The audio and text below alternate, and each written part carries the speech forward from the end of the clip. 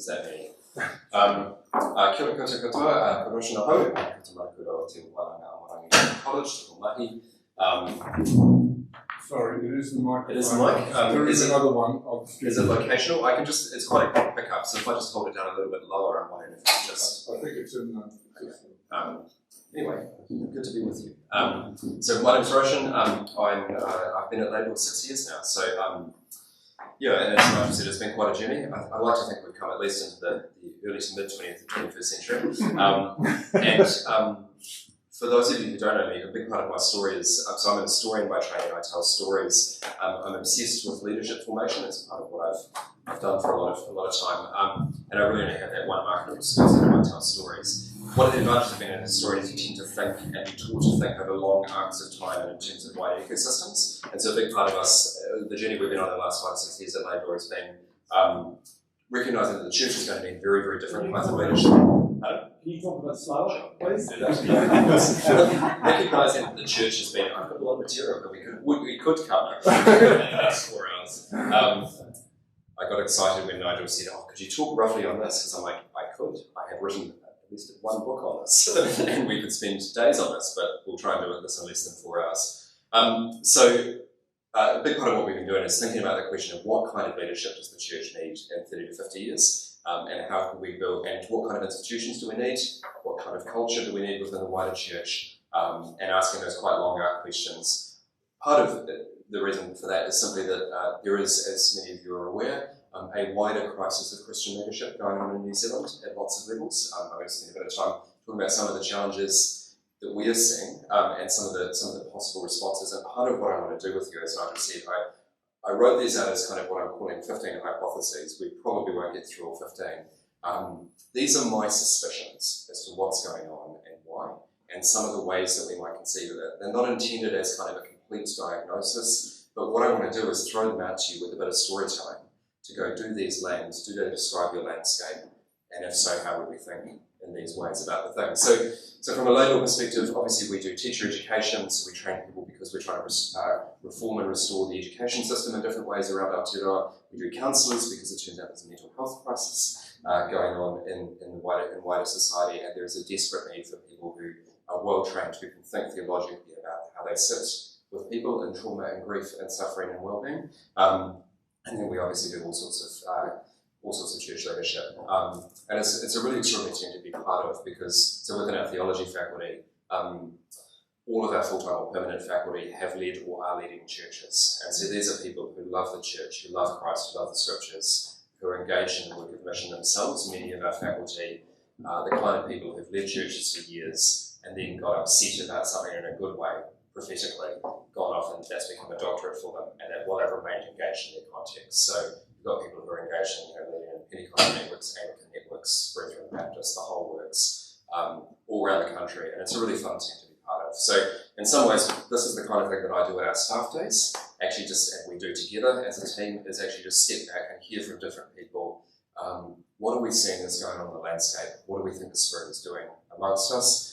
How can we think together about this, and how do we kind of have a common vocabulary for what it is that we need to be doing together? And one way to frame that is what kind of conversations do we need to do that? And so, because I'm a historian, that really is quite large. Because I'm an historian, I tend to take a long arc approach. So what I want to do is start with a few thoughts about how we got to the kind of church that we have had for the last 300 years. And what are some of the shifts that have gone on? And again, what I'm going to do is I'm going to group this into 3 and throw out to you 3 hypotheses. And hopefully this will work for the shape of our day. Throw out some thoughts and stories and so forth, frame some things to you, and then ask you the question, does this land, does this sit, does this work for you? And does this respond to what you're seeing on the ground, the kind of shifts you're engaging with in your own ministry and context? Does that make sense? And are there any questions? Awesome.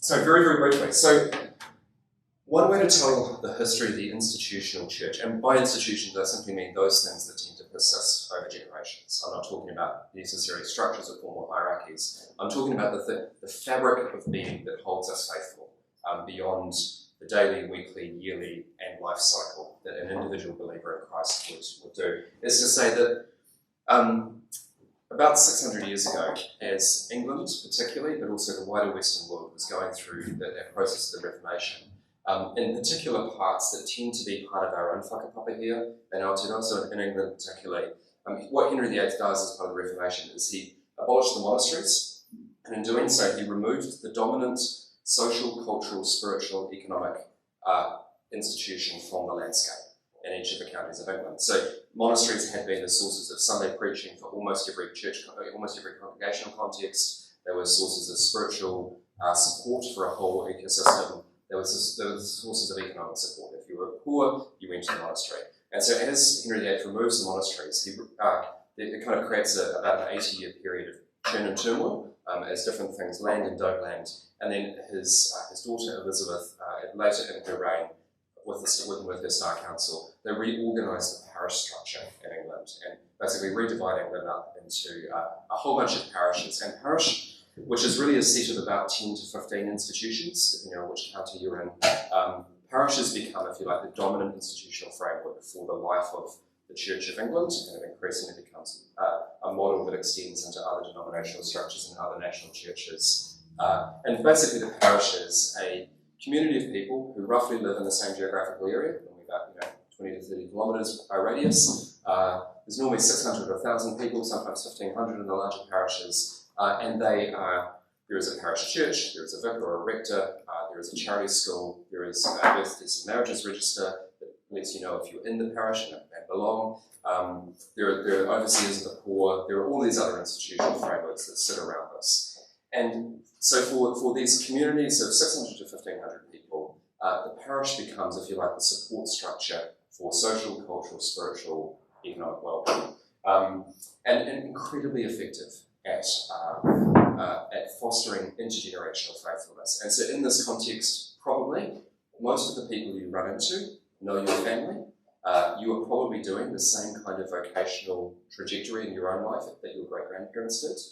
You're probably intermarried with half of the families in your local connection. There is migration and there are people moving, but largely most people are living in this kind of family that supports a particular kind of faithfulness. And it's supported by things like the prayer book and vernacular translations of scripture, and it's very, very effective. Fast forward 250 years to the middle of the 18th century, to the sort of 1740s through 60s.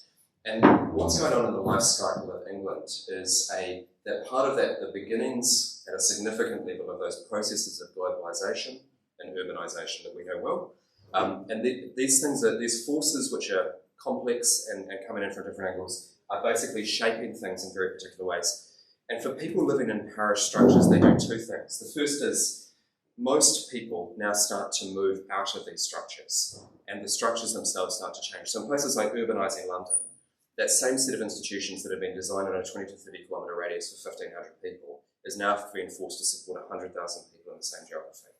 And places like colonial North America, and by the end of the 18th century, places like colonial Australia, the same institutional fabric, which supporting 1,500 people, is now doing so over a 2,000 kilometre radius. And so famously, John Wesley, when he goes to Georgia in a missions mode, talks about his 3,000-mile parish, this horseback ride that he does back and forward, preaching, but really engaging with roughly the same population base, just in a very, very disparate and disconnected way. And so it is remarkable that the parish stretches in these ways. But what also starts to happen for many people is that the plausibility or the livability of faith that's occurring in these structures starts to break down. So in a rural parish or a township parish in England, again, most of the people you're encountering are known to you and you are known to them. And this is very good for discipleship and for mutual accountability. In an urban context or in a colonial context, most of the people you encounter tend to be strangers to you. You are anonymous, and as you walk down the streets of London or Birmingham or any of these other growing big cities, most of the people you encounter are not people who knew your great-grandparents and are connected to you in some way. They're mostly strangers to you. And so this completely starts to change the way that life faithfulness can be cultivated. And so it's in this context that there are a whole range of religious movements, everything from what's going on in the Quakers and the Huguenots and the Moravians and so forth. The dominant movement that we know in the English-speaking world is that which gets usually lumped together and called evangelicalism. a series of revivals and renewals that are going on in the early to mid-18th century that stretched through and shaped culture in the 19th century. And partly what evangelicalism can be understood as is a series of responses to these big seismic shifts that are happening. And what evangelicalism does is it works out new ways to foster faithfulness in this kind of changing world. So, for example, if you are anonymous in a city, you can't connect with your local parish because actually in some contexts the parish churches were not big enough to house the population that might want to show up. For lots of reasons, and again the 18th century Anglican Church was an interesting space. You might not have a resident vicar. You might have a series of roving curates who are preaching, but they're just there to show up to offer communion because that's the legal requirement. A lot of parishes don't have regular ministry of word and so forth beyond that, or any kind of pastoral continuity. And so part of what evangelicals do is start to intersect different kinds of things. So one of the things you can't do in early 18th century England is run what's called an illegal conventicle. So you can't set up your own church without certain rules. But what you can do is have a dinner party. And so what starts to emerge as what we would describe as small groups or home groups start to emerge in the 1680s through to the 1740s. This kind of home church movement that starts to ripple through where roving pastors are moving around supporting these increasing networks. And they develop that kind of liturgical model that we're all familiar with. You meet, that someone leads a study, you drink a cup of tea, you have a conversation in someone's home. And they develop this model that again, it's not like meeting in people's homes and being a new thing for Christians, but kind of when you look at the kind of cultural liturgies that start to form around this, the patterns of plausibility that emerge in the early to mid-18th century by these kind of ways of engaging with fostering communities of faithfulness are exactly what we do now. Like, we know how to do this. You could go to a Thursday night small group in the middle of the 18th century in an evangelical context, and you would probably know what to do. You know the kaupapa, you know how it works, because they pioneer a particular way of doing things. And so this kind of approach starts to happen everywhere. And so you get things like churches that are trying to grow without having access to vicars or priests. And so what will happen is one priest or one vicar who's really good at teaching will produce things like sermon skeletons. It's like the early streaming of services. And they will distribute them around, and different people will actually use these to teach in different contexts. And things start to happen differently in missional contexts. So no parish in the 18th century is capable of doing something like going to another continent, learning a language, translating it, building a printing press, building the shipping supply chains, and then mass-producing Bibles, taking them to this new context and distributing them to this new language group. No parish is capable of that, but increasingly parish ministers and others are aware that this is a need, because as the world globalizes, they're encountering new people groups who have never had the gospel, who have never had the scriptures. And so into this, evangelical movements start to innovate new kinds of missional intersectional strands. So Bible societies clearly can do things like endow a chair of linguistics in Cambridge, which they do in the early 19th century, who will then become a specialist in not just any language, but new languages. They will do things like spend money on researching how you scale up printing presses, so you can produce not just hundreds of thousands of Bibles at a time, but millions of Bibles at a time. They'll do things like develop ways of shipping books, large numbers of them in crates, and develop the technologies for that.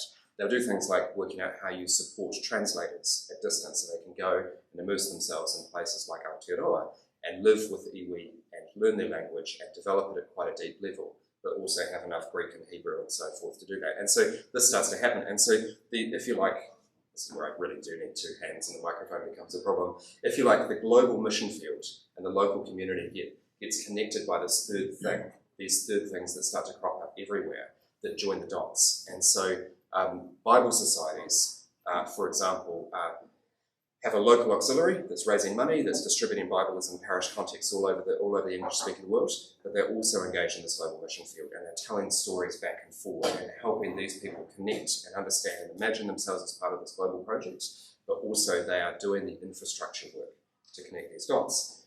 So all of this stuff is happening in the 18th century and early 19th century. And so if you like, firstly, so hypothesis one is that we are going through a similar kind of shift where, because of urbanization, globalization, the same sets of forces, if you like, the barriers or the structure of connectivity between the local congregation and the global mission field, or the, if you like, the wider mission field are changing quite radically around us. And it's interesting that this seems to happen about every 250 years, roughly, about every 10 generations. There seems to be patterns of the way that human institutional memory works. So humans roughly, a generation is roughly 25 to 30 years. And you do see these kind of rhythms in history where, because people forget things, because institutions forget things, and because things need to be reinvented across generational cycles, there are some relatively stable time blocks that you can start to see. And we are in that period where I would argue that the institutional matrix between the local and the global is changing very rapidly, and we're all living through that. So, for example, 50 years ago, if you as a church, and think about your local congregation or your context as in mission these days, if you wanted to genuinely produce your own version of the Bible, that would have been very complex and difficult. It's unlikely that 50 years ago you could do it. Today you probably could. I'm not saying it would be easy, and I'm not saying you should, but you could. If you wanted to translate, print, self-publish, and distribute your own Bible, your own version, the Dixon version, you could. You haven't. No. Likewise, if you think about the structure of missionary societies, which become critical for training missionaries for intercultural work, shipping and equipping them, resourcing them, and sending them out to far reaches of the world, and then supporting them in these new contexts to disciple, to plant churches, to evangelize, and so forth. 50 to 80 years ago, we still needed this infrastructure, all of this stuff. Now, if you and I, my credit cards are over there, if we wanted to drive to the airport with the pieces of plastic in our pocket, fly to a part of the world, and dig a well, or plant a church, it is within our grasp. Again, not something we should do, but every church that wants to can run its own missions trips, support its own missionaries, and so forth. Similarly with things like training institutions. So I lead a Bible college, theological college. 50 to 100 years ago, if your church personally, your individual church, as a congregation, wanted to set up a Bible college, it's quite a high bar. Now that bar has got a lot lower. Whether it should or not is obviously part of the moot point. But if you really, really, really want to do that, you can do that. You can download material and curriculum online. You can stream things. You can do a whole bunch of stuff. And actually, in some ways, there is a huge amount of stuff that was not accessible even 20 or 30 years ago that now is. And so my suspicion is that this is a similar kind of shift to what goes on in the 18th century. My suspicion is also that there are good reasons why this is happening within the church. It's not just structural, external things happening to us, but actually the structures of our institutions themselves have ceased to be quite as aligned to the kind of mission and to serving the mission in the same way that they do. We can explore that a bit with some of the later hypotheses. But my suspicion is that we're going through this shift right now, that actually what you are seeing and what we are seeing more generally is a huge number of, if you like, the fabric of the church's architecture and institutional systems failing because it is no longer required for the direct work of mission, but that things are being lost and not thought about, particularly in a country like New Zealand where we are a bit small and where, if you like, the critical mass tends to drop out of things much more quickly, that we may end up in a world in 30 years' time where we have these global missional needs and a whole bunch of, and God willing, very vibrant local congregations and nothing stitching it in between. And that then begs the question, how do we do this? What role do things like World Vision or Laidlaw or Bible societies or other things have if it's not actually required, but the missional specificity is in fact quite important? And so those kind of questions. So that's the first hypothesis. So can I please ask a question? Because my impression of the way most churches are going, they're going much more. The last 20 years, we've gone much more internal and non-interest in external mission. Yes. So I presume that's another hypothesis. Yeah. Well, so I would argue that is a feature of the breakdown. Yeah. That we can do this thing and we actually know how to do this, and this thing works, and it's good. Don't get me wrong. So I will talk about some of the other breakdowns that I'm perceiving in the New Zealand congregational scene that I think we're not necessarily noticing quite in the same way that this is. But if you think about the kind of the institutional architecture that supports the whole world of forming people from children or early converts who come to faith, who then want to go on all that step way up to be leaders in particular missional or other vocational areas, be it in professional Christian ministry or not.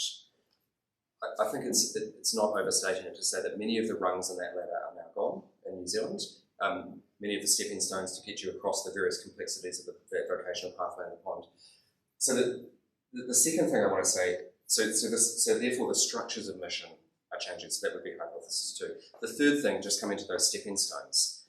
So again, to take the 18th century, part of what happens as the structures of the global church start to change because of the structures of the world and because of what the Spirit is doing within that, new vocations emerge brilliantly, wonderfully. So the word missionary is largely an adjective in the English language until the late 18th century.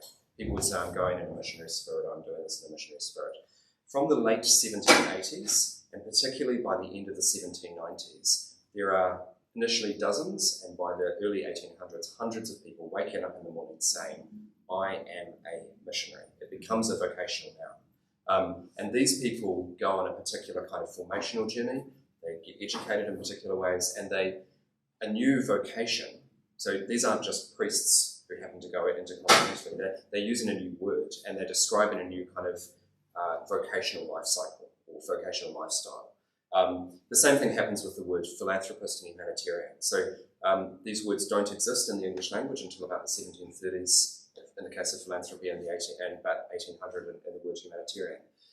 But by 1800, there are hundreds, if not thousands, of people who are waking up in the morning saying, the world is full of global need, like anti-slave, like slavery, indigenous rights, and so forth. My job is, or my calling, is to meet that need and to respond, to pursue justice, to deal with poverty at global scales and all of these kind of things. And that world that we might describe as the Christian non-profit world, or that kind of global world of humanitarian mission, philanthropy and social entrepreneurship and so forth, gets new words to describe it, and those words represent career paths of particular individual people. So for example, Sir James Stephen, who, among other contributions to the world, drafted the Treaty of Waitangi as a result of 30 years of legal career pursuing the rights of Indigenous peoples. So he ends up as the Under Secretary of the Colonial Office. He is very explicit in his journals and diaries. He doesn't see himself as a colonial administrator. He sees himself as a humanitarian. He uses that word. It's a new word that's been coined to describe this period, and he pursues a legal career and a colonial administrative career because he has this deeper sense that he wants to be on behalf of the global peoples. And so he finds himself in the late 1830s at a critical juncture because of 30 years of legal and theological and other preparation. Actually more than 30 years at that point, but it's a long story. Able to intervene because of that vocational sense. And so the same thing happens all the way through. Different kinds of vocations emerge. The same thing, I think, is going to increasingly happen these days. So the number of students that we have who come through Laidlaw who are like, yeah, I want to study theology, I want to learn about God and this world and the scriptures and so forth. But I don't want to be a pastor because that's a picture that looks like this. I want to serve the church, I want to serve his people, I want to do this. And so they're often hybridizing their vocations and their imaginative pictures of what that looks like. And so part of my hypothesis is that we're at a very early stage where it's becoming incredibly apparent that we're going to need new vocational words to lead the church, particularly in a place like Aotearoa, where we have complex, not more complex than other parts of the world, but where we can see very clearly the intercultural, indigenous and other threads of what mission is going to require. We're going to need people who name themselves in different ways than I just went this route and became X, whatever X is. So, our counsellors, they're like, I'm a counsellor, but I'm deeply shaped by the scriptures. What do I call that? Is it a chaplain? Is it a spiritual director? Is it a supervisor? Like, what is that? Like, there are words that we don't yet have that will name these new spaces. That's why I use a word like storyteller, because I'm a CEO, I'm a principal. Not all of these words necessarily capture my sense of calling. I tell stories. That's fundamentally what I do. It's why Mark's on the only part of life. I think historian doesn't quite capture it, scholar, academic doesn't really capture it. I feel called to a particular kind of thing, and I look for words to that. But we're going to have this whole need, and we're going to need people, and many of you will sit on church boards for your sins, like I do. We're going to need people who have the equivalent of 20, 30 years in legal and compliance experience, and also theological training, and also know and love the church. Because the complexities of compliance and other structural legal challenges that are already flying at us. Our Royal Commission's a little bit behind Australia, but But that's just the first wave. There are going to be decades of this. We're going to need people who have gone and done work that we don't yet know exactly what it will be for, but we know they need to be experts in this and that for us. And we need to find ways to encourage these people in. So hypothesis one, so I'm going to stop there because I'm going to try and group these into three, partly because it works naturally, partly because I'm going to try and not talk as much as I just have as we get through the course of the day. I want to seed these ideas out. So hypothesis one is we are going through the same kind of structural shift between the interactions between the local and the global, and that our institutions currently are not fit for purpose. That's a really strong statement, and so test that. Hypothesis two is that therefore means that the shape of the missional connectivities and the sinews of the gospel, the sinews of the church that hold us all together, is going to need to change quite radically. We still need Bibles, we still need missionaries, we still need people forming themselves to pastoral and congregational leadership, we still need all of the things, but we may have to think about the way that we support that institutionally and structurally and in terms of pathways. And then the third thing is coming to the pathways, the kind of people who will be starting to walk down the track to inherit the leadership of the body of Christ and to serve us in all the different complex ways that the gospel is going to require of us within this century, let alone into next century. We need to be getting going now at building plausible structures for these people to exist, because often they will be pioneers and often they will be walking quite hard paths, and that we are going to need whole new vocations and vocational vocabulary for supporting that. So three, hopefully you'll find something in that to disagree with and to get angry about and to critique. I'd love to, can I suggest that we take a bit of a mode where we spend like 5 to 7 minutes around your tables discussing, going, is this guy know what he's talking about? Is he just making it up? Do I disagree? Does this land with you? Does this sound like the kind of church? Is this new? Is this fresh? Is this different? All of those things. So talk about that, and then let's have a bit of a corridor with all of us, and I have some questions if you have none. Does that make sense? Are there any questions from you? I'm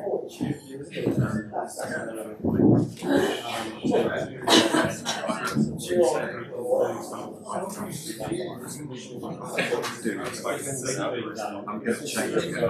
I might just move that closer. Can you? I turned the volume down. I think it was helping. So just quick check. This one.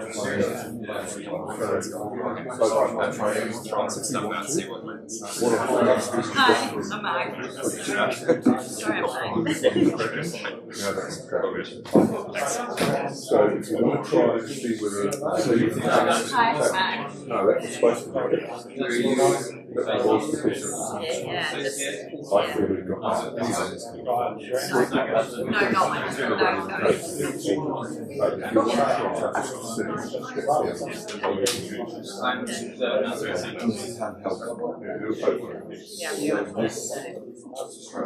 It's just the same. I'm happy to reorder or restructure it. No, I don't want to make it difficult. No, it's fine. Sorry, I know I have a quiet voice, so tell me how I can make it work for you. It's hard to get it right for the recording because we've recorded it and didn't pick it up brilliantly. Okay, sorry. No, it's in the past. This isn't got a great microphone. What we can try to do is just one more try.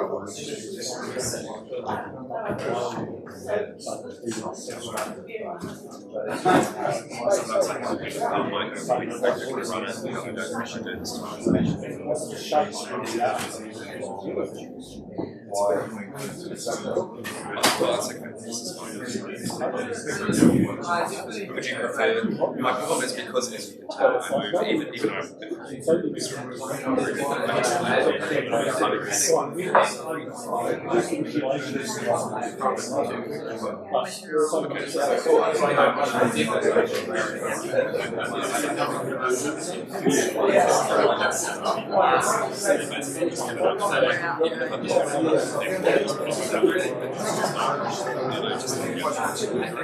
I tend to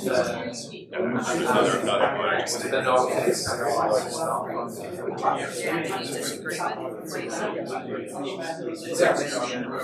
I put that there, will that have good enough backup for the church? If I just speak that fairly normal volume, until I get a couple of ways, is that going to work?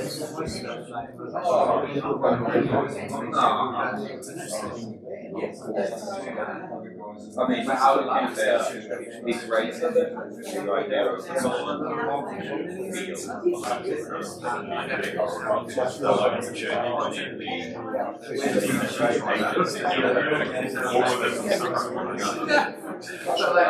What I'll do, I guess my question is this something different, they have different codes, you know what the code is for this? I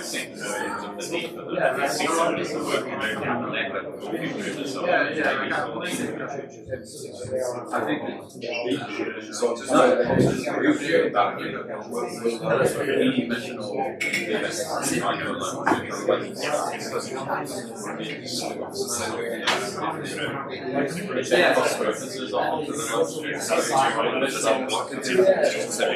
just a structure thing, it's just alongside this work and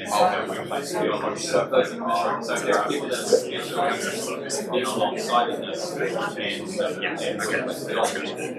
they need to be not that their expertise needs to be integrated with what I'm just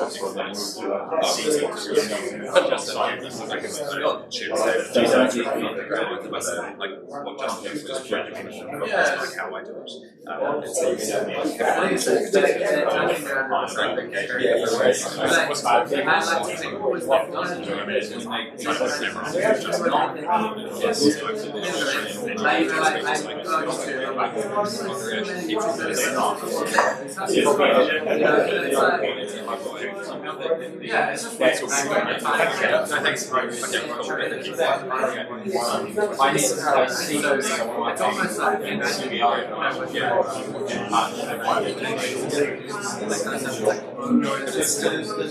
it's a version of the institute, and there are institutions as well.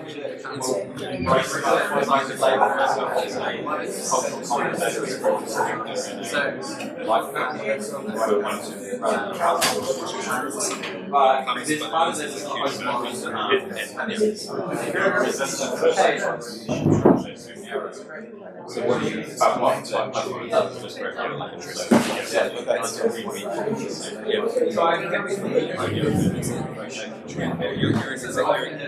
living example. It's like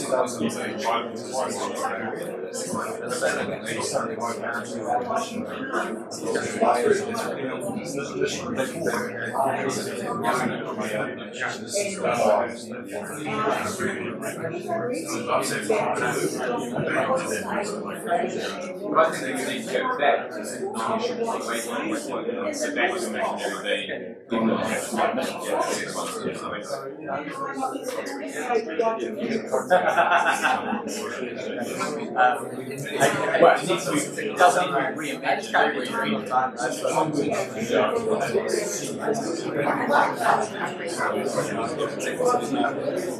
That's about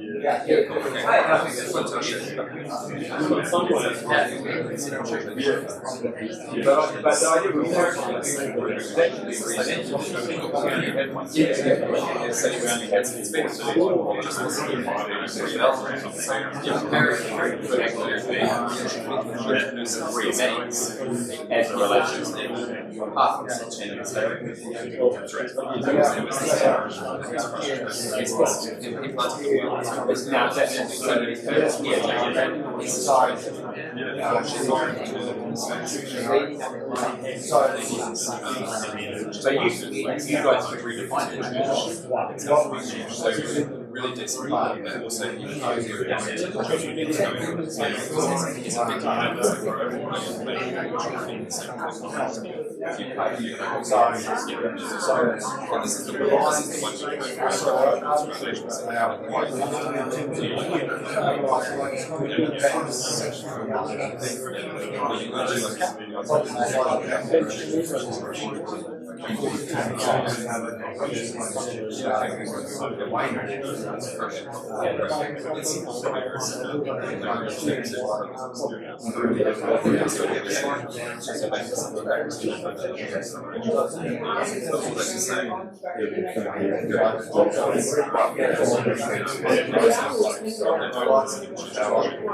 yeah, I mean, the concept was, I think, makes sense.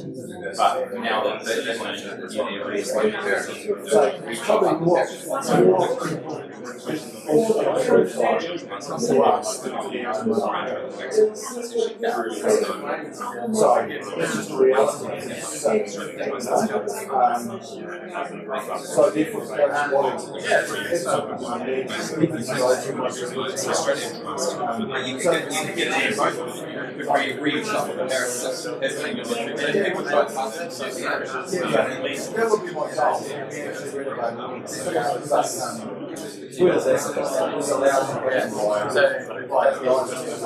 because from my experience, and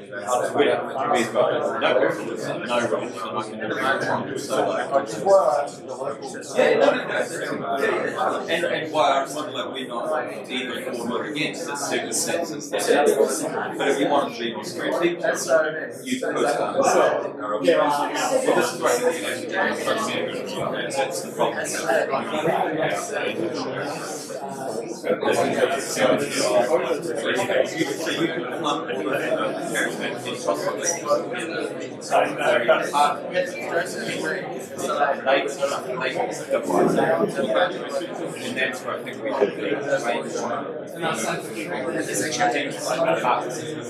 where I think we should be.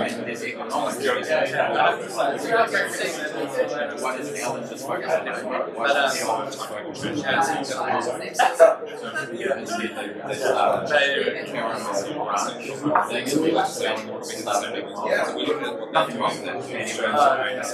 we don't especially when we've got movements that have not necessarily both. So I still think there's a need to become way more self-medical. So it's the way we get that's it. You walk in like that, all the to make solution growth. So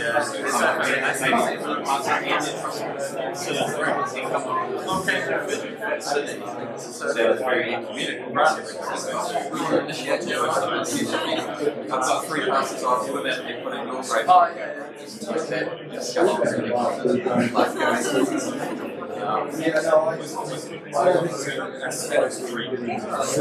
No, but I think that there is no future unless from there. I think a big part of the future is that's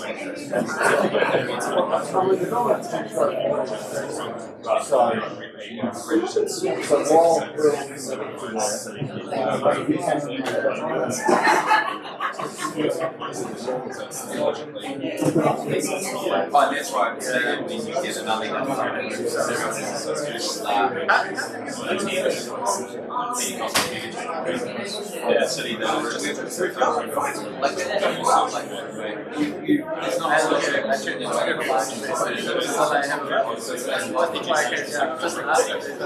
we already have that. Yeah, which one do you want?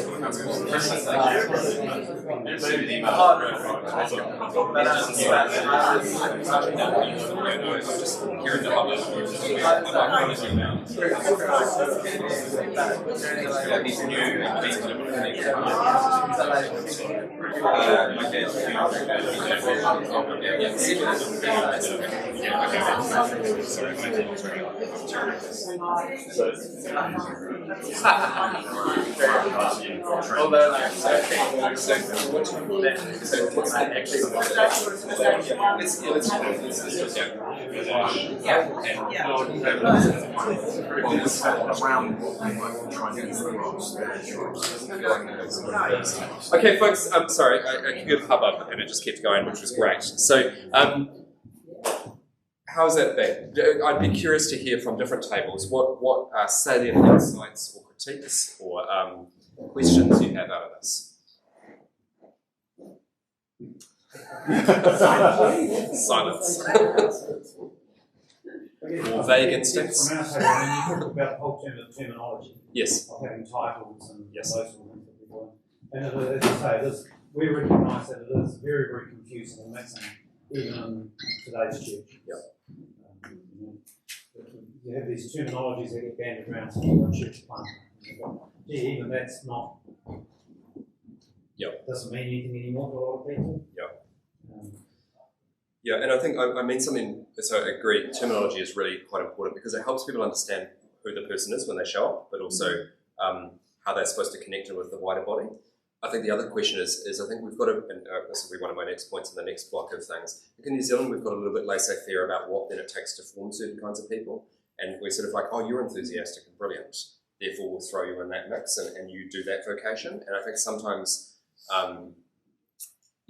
so I think we don't do the work to form people for the specificity of what they're being called to.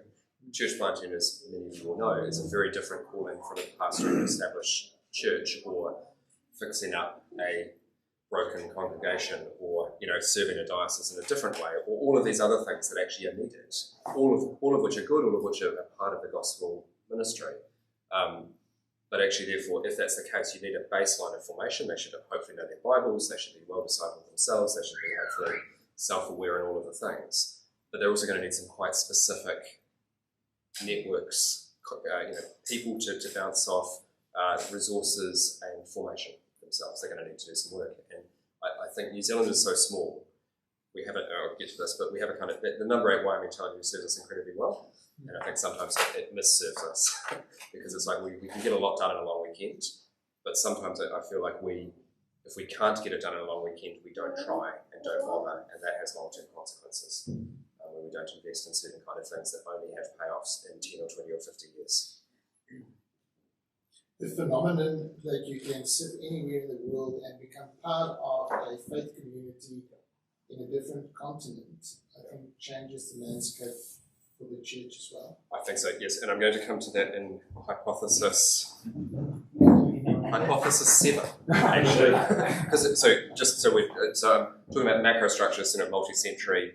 Next chapter, I'm going to talk a bit about what's happened in the 20th century that's set up now, and then 7 through 9, that next chunk of 3. I'm going to talk about particularly these last 5 years with COVID, and a few things that I think have been going on for a long time that they've sort of set up over this last 300 years, but just massively revealing this last few years, and lots of people have used that language.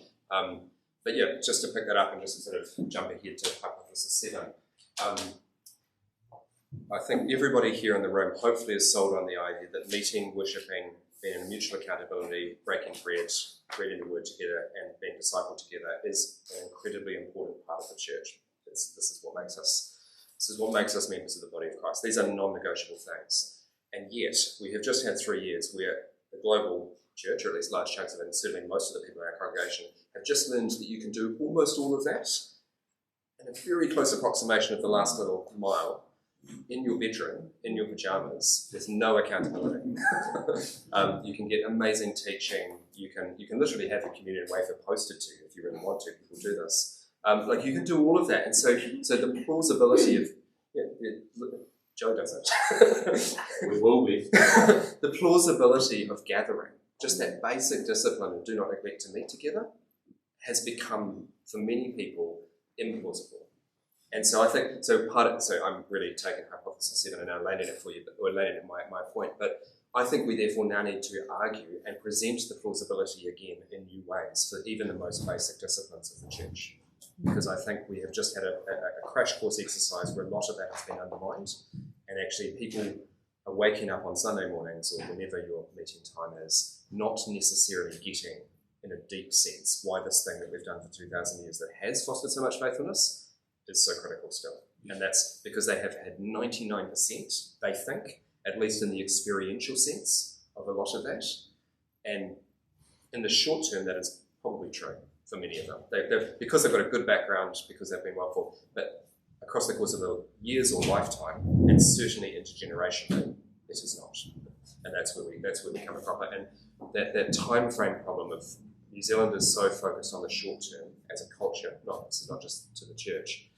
We're good at doing things that foster faithfulness today, tomorrow, next year, in 10 years. We're not good at thinking about what do you do to prepare people for lifetime faithfulness, and what are we good at, what do you have to do to make sure your great-grandchildren are more faithful? We're not good at thinking in that time frame. And so we forget. But this global connection is also feeding and nurturing the inclination to just connect with people thinking exactly homogeneity. Yep, of course. I can find my tribe, I've found them. And they don't annoy me like my pastor's preaching does. That kind of problem. And yeah, this happens all the time. We see it in theological education. We see this is happening in missional threads as well. People connecting with particular flavours of church planting that they really love in other parts of the world and feeling deeply supported. And therefore, if you like, kind of actually ignoring the discipline of their local community context that they should be approaching. These kind of things. So it comes with some strength, and I'm all for the connectivity and the joining the dots. So these are good things. I love that I have, because of my own biography, I've moved around a lot in the world. Many of my best friends do not live in this hemisphere. I can be in fellowship and real accountability with them at great distance. But I have to be disciplined to submit to that friendship. I could ignore them and they could ignore me. And so how do we build these kind of disciplines? And I was raised in a context where actually that's talked about, and I know that this is a good thing, even if I always like to do it, but many of our people haven't. And so we need to actually help them understand the implicit and inarticulate things that were part of their formation that they may not know. This is good. Can I ask an open question then for you? So obviously I've given you 300 years of history, and that's fraught with all sorts of inaccuracies and approximations and so forth. Does it sound plausible to you? Does it seem to describe the kind of contours of what you're starting to see in your ministries? Yes. Yeah. How does it feel hope-wise? Does it feel despairing or hopeful? Somewhere in that spectrum. Somewhere in between, because we don't like the church structure. We're Presbyterian, right? Yeah. So the church structures that used to exist don't work. They're not quite fit for purpose, which is what you're saying. A strong statement, but I think so we're hopeful for the future because we live with a resurrection mentality, but at the same time we don't know what to do next, what to step into, what it's going to look like. You just kind of feel like you found it. Yeah, I agree. That resurrection point is really important because that, of course, is the Christian reason why I can think intergenerationally with comfort. I don't need to see it come in my lifetime. The kind of institutional reform we're trying to do in our context, where we're trying to make sure that the theological and Christian higher leadership education system in New Zealand actually survives beyond this generation. I may not see the fruits of that, and probably won't actually, in 80 to 100 years, if what we've done, and not just Laidlaw, but lots of people have done, if it works, if we're right and if we're faithful, then the fruits will come. But my children might benefit, but my great-grandchildren will hopefully benefit. That kind of idea. But I can both lean into that and commit myself to that because of the hope of the resurrection. It's very, very hard to lead people into something that's new and something that's uncertain. It is. And then it's learning to recognise the things that work and also recognise the things that don't, but not dwell on the things that don't. Celebrate the things that work, and then say, well, we tried this and didn't work, let's look at something else. Yeah, agreed. That's part of why I think I use a historical frame. So I could talk about what the Spirit's doing in the cultural moment and all these things, and those are all really important, and those are good ways to think about it because they add a kind of fine-tunedness to the thing. One of the reasons why I like to use the long historical frame is because hopefully what you're hearing is we are really good at this at the church. We have done this before on many, many occasions. We don't always get it right the first generation or the third generation, but actually the church in a global sense is remarkably good at renewing itself. That doesn't mean we should just relax and not pay attention, because it turns out that churches can collapse. Whole communities of faithfulness can disappear from the world and they have to be replanted. But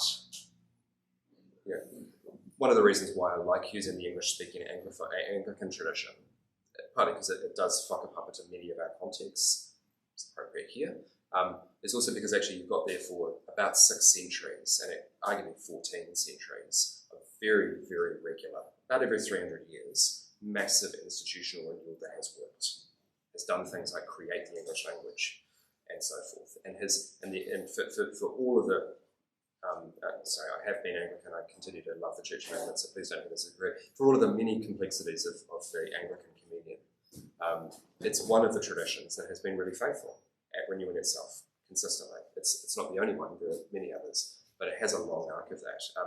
The college that I was privileged to study at in the UK has been a worshipping and teaching community for 14 centuries, started by an Anglo-Saxon nun. There has been cathedral worship on that site for well over 1,000 years. It's remarkable to be able to stand in that space and know that and recognise that that has been like global, structural, cultural, economic change that I can't begin to imagine what it would be like to go through that shift, and yet this institution has remained faithful, more or less, across that long arc and is still producing faithful people. It's really cool. So the whole shift from, I guess you could say, mechanical structures of the 18th, 19th century, which reflected the mechanical world too, to a kind of more relational world where we default to relationship all the time, is kind of feels real to, but also is really restrictive and problematic. Yeah. You got any comments on that? I mean, so obviously, on one level, of course, humans are always relational. You know, it just takes letters a bit longer to circle the globe than it does emails.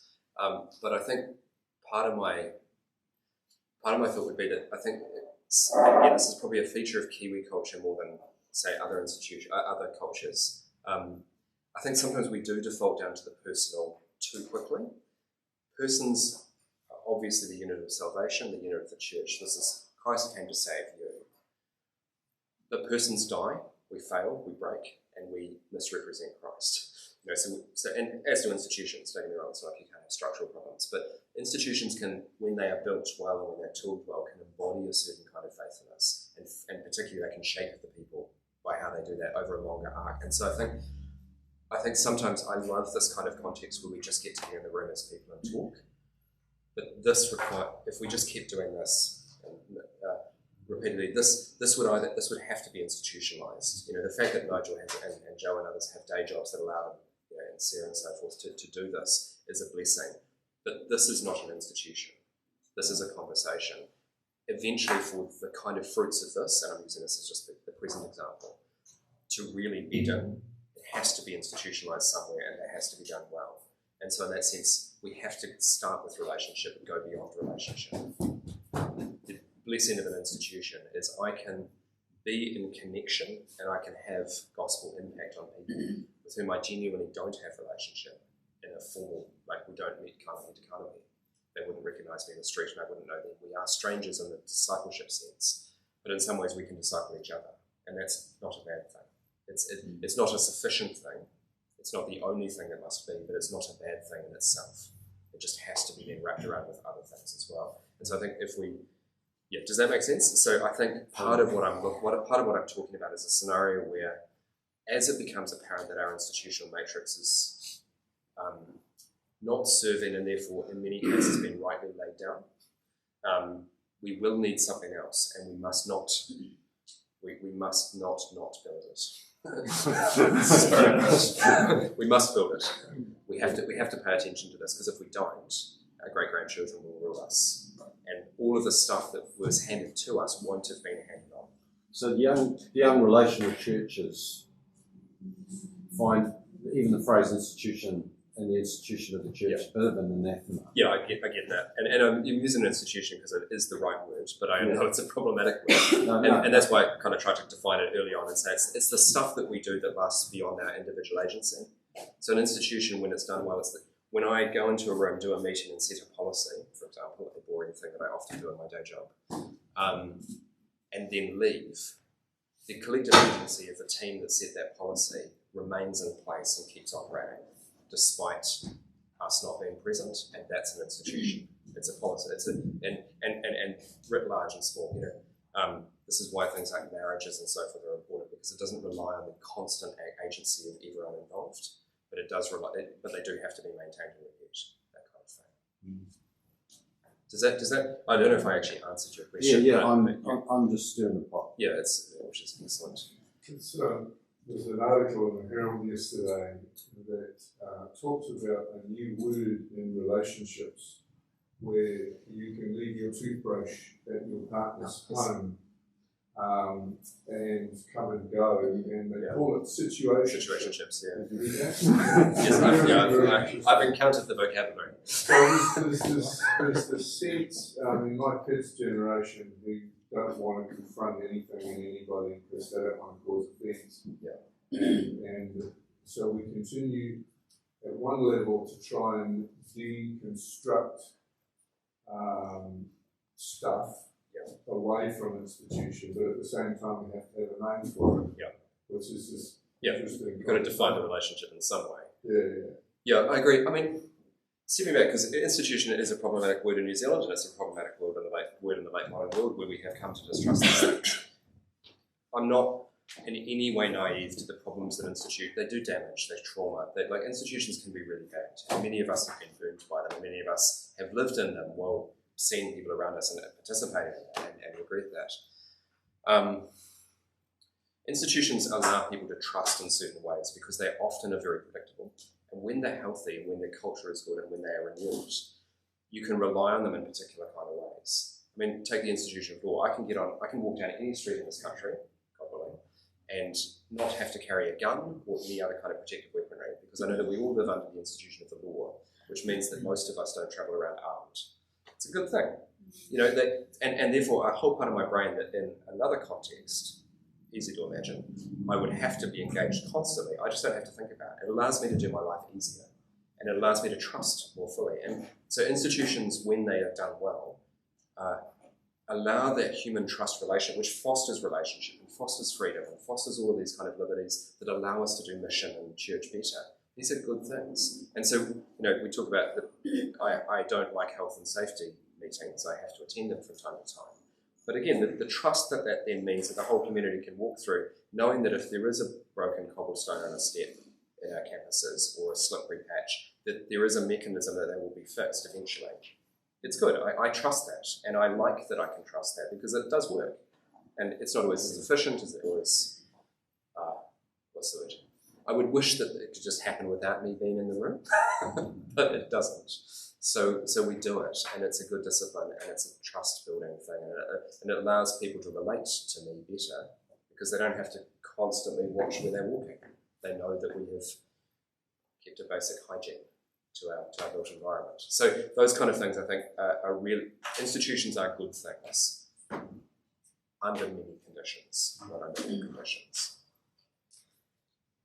Does anyone else want into, and then we'll move on, because I think what we'll do is we'll try and stop at 12, and then we'll do, so I think, to my point, about 15 things in 5 blocks, I think we'll probably get through 3, if that's okay with you. And I'm very happy to see the other ideas out to you in rapid fire at the end and see if that sparks further pre-Christmas corridor. But I think if we do that, we'll do one more block before lunch and then a sort of an afternoon when we're a bit more tired and warm. One more block, and then we can just have a bit of a debrief and chat. Does that make sense? So, does anyone want to talk to this? Obviously, this is not your own opportunity. Any other, sitting on a word of knowledge?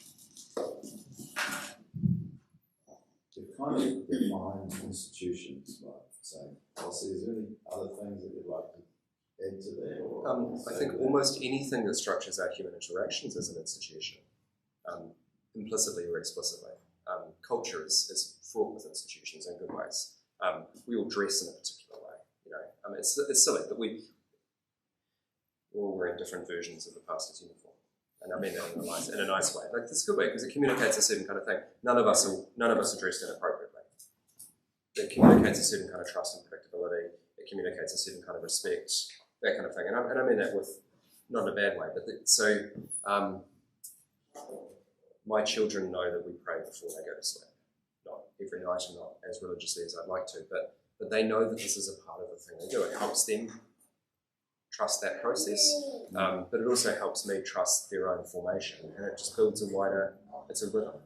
So so all the way up to obviously constitutions, structures, courts, laws. There's a big spectrum. So I would call all of those things institutions. I guess in that brief historical thing, I'm talking about what I would describe as the muscles, or the bones and sinews of the church. The things that we peg our mission on and peg our being together in Christ on. We show up on Sundays. That is an institution.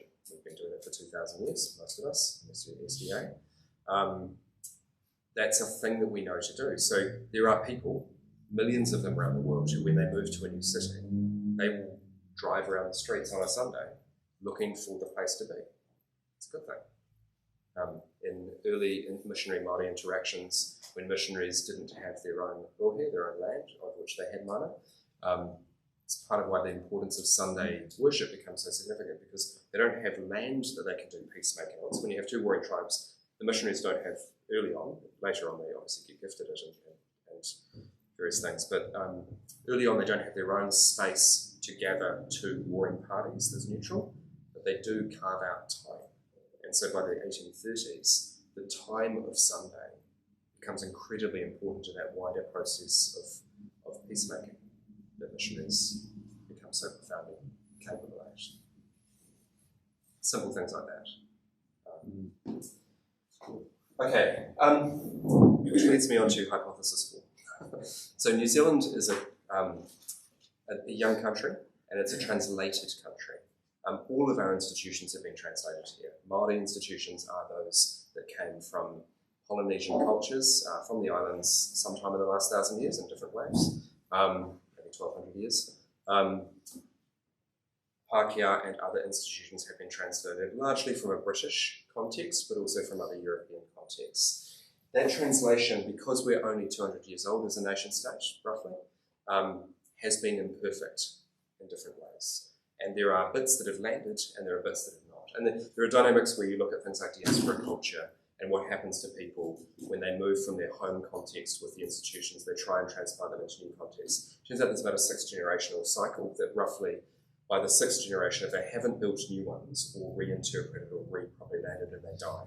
And so a lot of what happened in the decline in the quote British churches was the lack of contextualizing and recontextualizing the institutions. And so it's roughly 6 generations after those first major waves of settlement in the late half of the 19th century where the full decline occurs. The same is going on in Pacifica cultures. They're now about 3 or 4 generations out from the islands in terms of the main migrations. And so in places like South Auckland, you're really starting to see that kind of troubling going on. The same is going on in many migrant cultures who are now 1 or 2 generations out, where there are sort of those first wave of translational issues occurring between native language speakers of the source culture and language who are doing worship in Mandarin or whatever, and 2nd generation or 3rd generation who want to run their youth groups and their worship in English, and these kind of breakdowns that start to occur. And you see this again in history.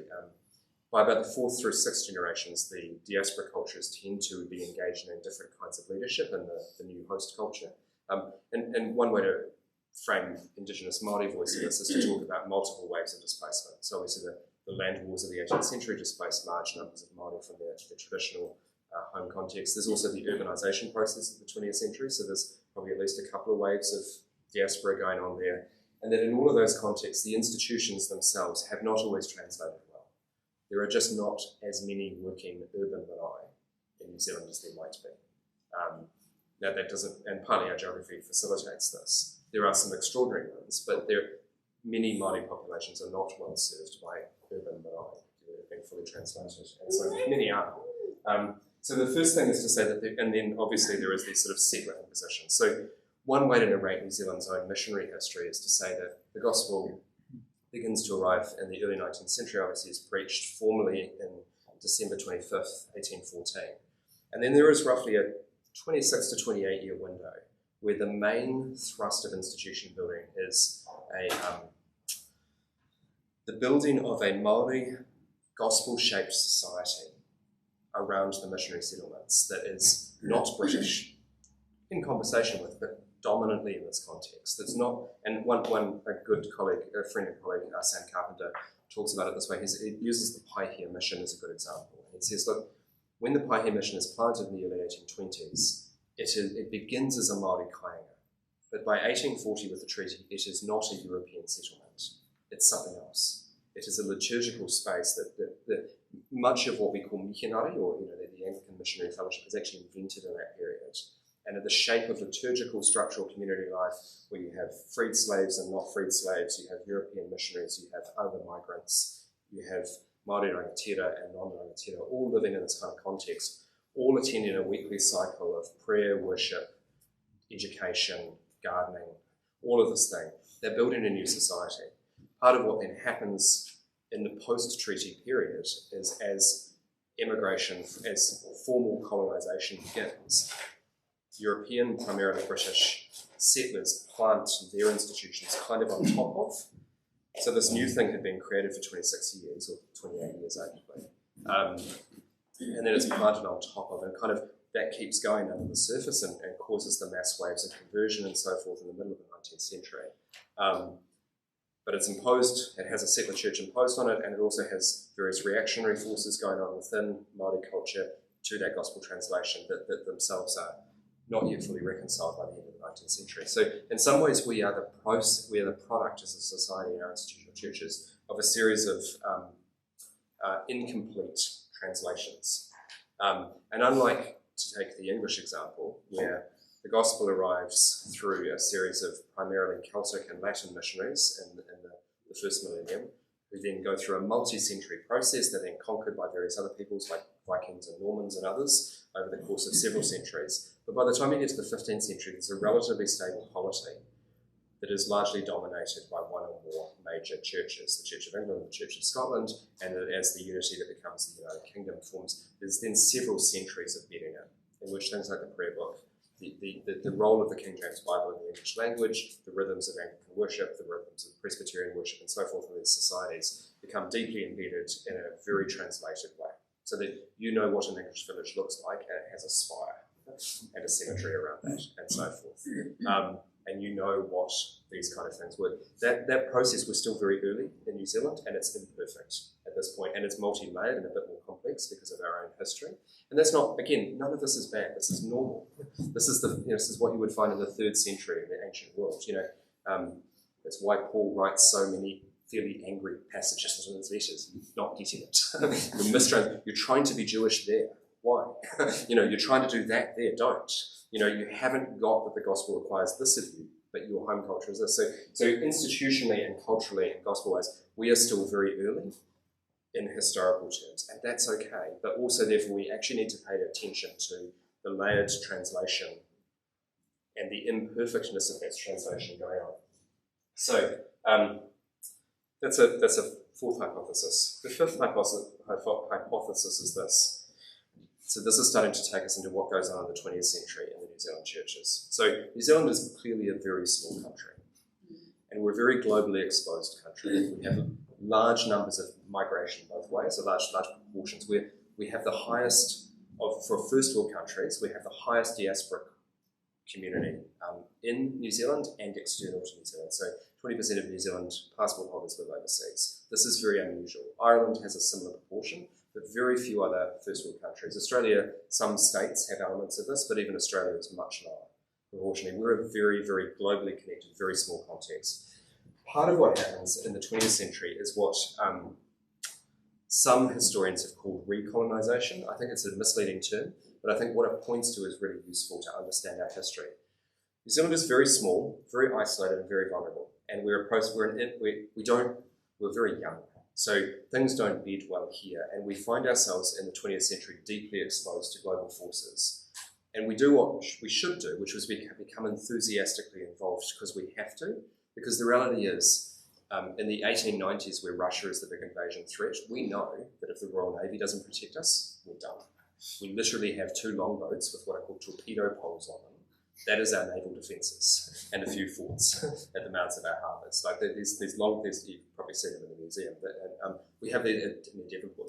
We have these things, but if the British Navy doesn't come, so we have to be globally aware. It's the same in the First World War. We know that if the war is lost in Europe, we will become a German colony or these things. We know in the Second World War that we can't stop Japanese aircraft carriers invading New Zealand. We have to have allies, and so New Zealand, because of our global connectedness and our smallness, even more than Australia does some of this work, but not as much, and probably more than almost any other country in the world, engages for the first half and 2/3 of the 20th century in a kind of experiment in globalization and seeing ourselves as a global actor that belies our size, but speaks to our exposure and our smallness. So that's why New Zealand is so integral to the founding of the United Nations. Fraser and so forth are so critical to the General Assembly's own constitution and so forth. It's why New Zealanders we're the highest proportion of population represented in almost every, so in the Battle of Britain, for example, there are more New Zealanders per capita than any other population group fighting on the other side of the world, and so on and so forth. We're heavily involved in this kind of stuff. And so part of what then happens is 2 things. One is we become involved in a whole bunch of global institutional conversations, which is really good. But inversely, I think somehow we farm out a layer of culture that for other larger, more mature cultural and political contexts we would have built here, we farm it out. So for most of the second half of the 19th through to the late 20th century, almost all of New Zealand's senior scholars do not live in this country. It's still the case now that in say, Oxford or Cambridge, you will find more senior PhD professors of New Zealand origin than you will in almost any major New Zealand universities. New Zealand famously is very early in the broadcasting revolution, so the New Zealand Broadcasting Company has started quite early, but quickly, by the 1940s, I believe, we abolish our foreign desk, because why would you need to? The BBC exists. So we rapidly innovate, but then we, if you like, farm out the upper layer. And this, in the 1950s, we abolished the upper house of our parliament because Westminster exists, and they provide the checks and balances on our constitutional processes. And why would we need to pay for this extra thing when we can just farm it out overseas and so forth. We don't build supreme courts because we have a Privy Council and so on and so forth. And this happens all over the place, and it happens at multiple levels as well. It happens educationally, culturally, politically, interestingly at a church level as well. And so I think this partly shapes why New Zealand is so deeply shaped in the 20th century as a church community by global Christian movements. We are very early in the charismatic movement and often very directly connected with what's going on. You know, Billy Graham is so important to the New Zealand context and has a disproportionate impact for our size than almost any other major crusade that Graham and that wider movement of major crusading is going on.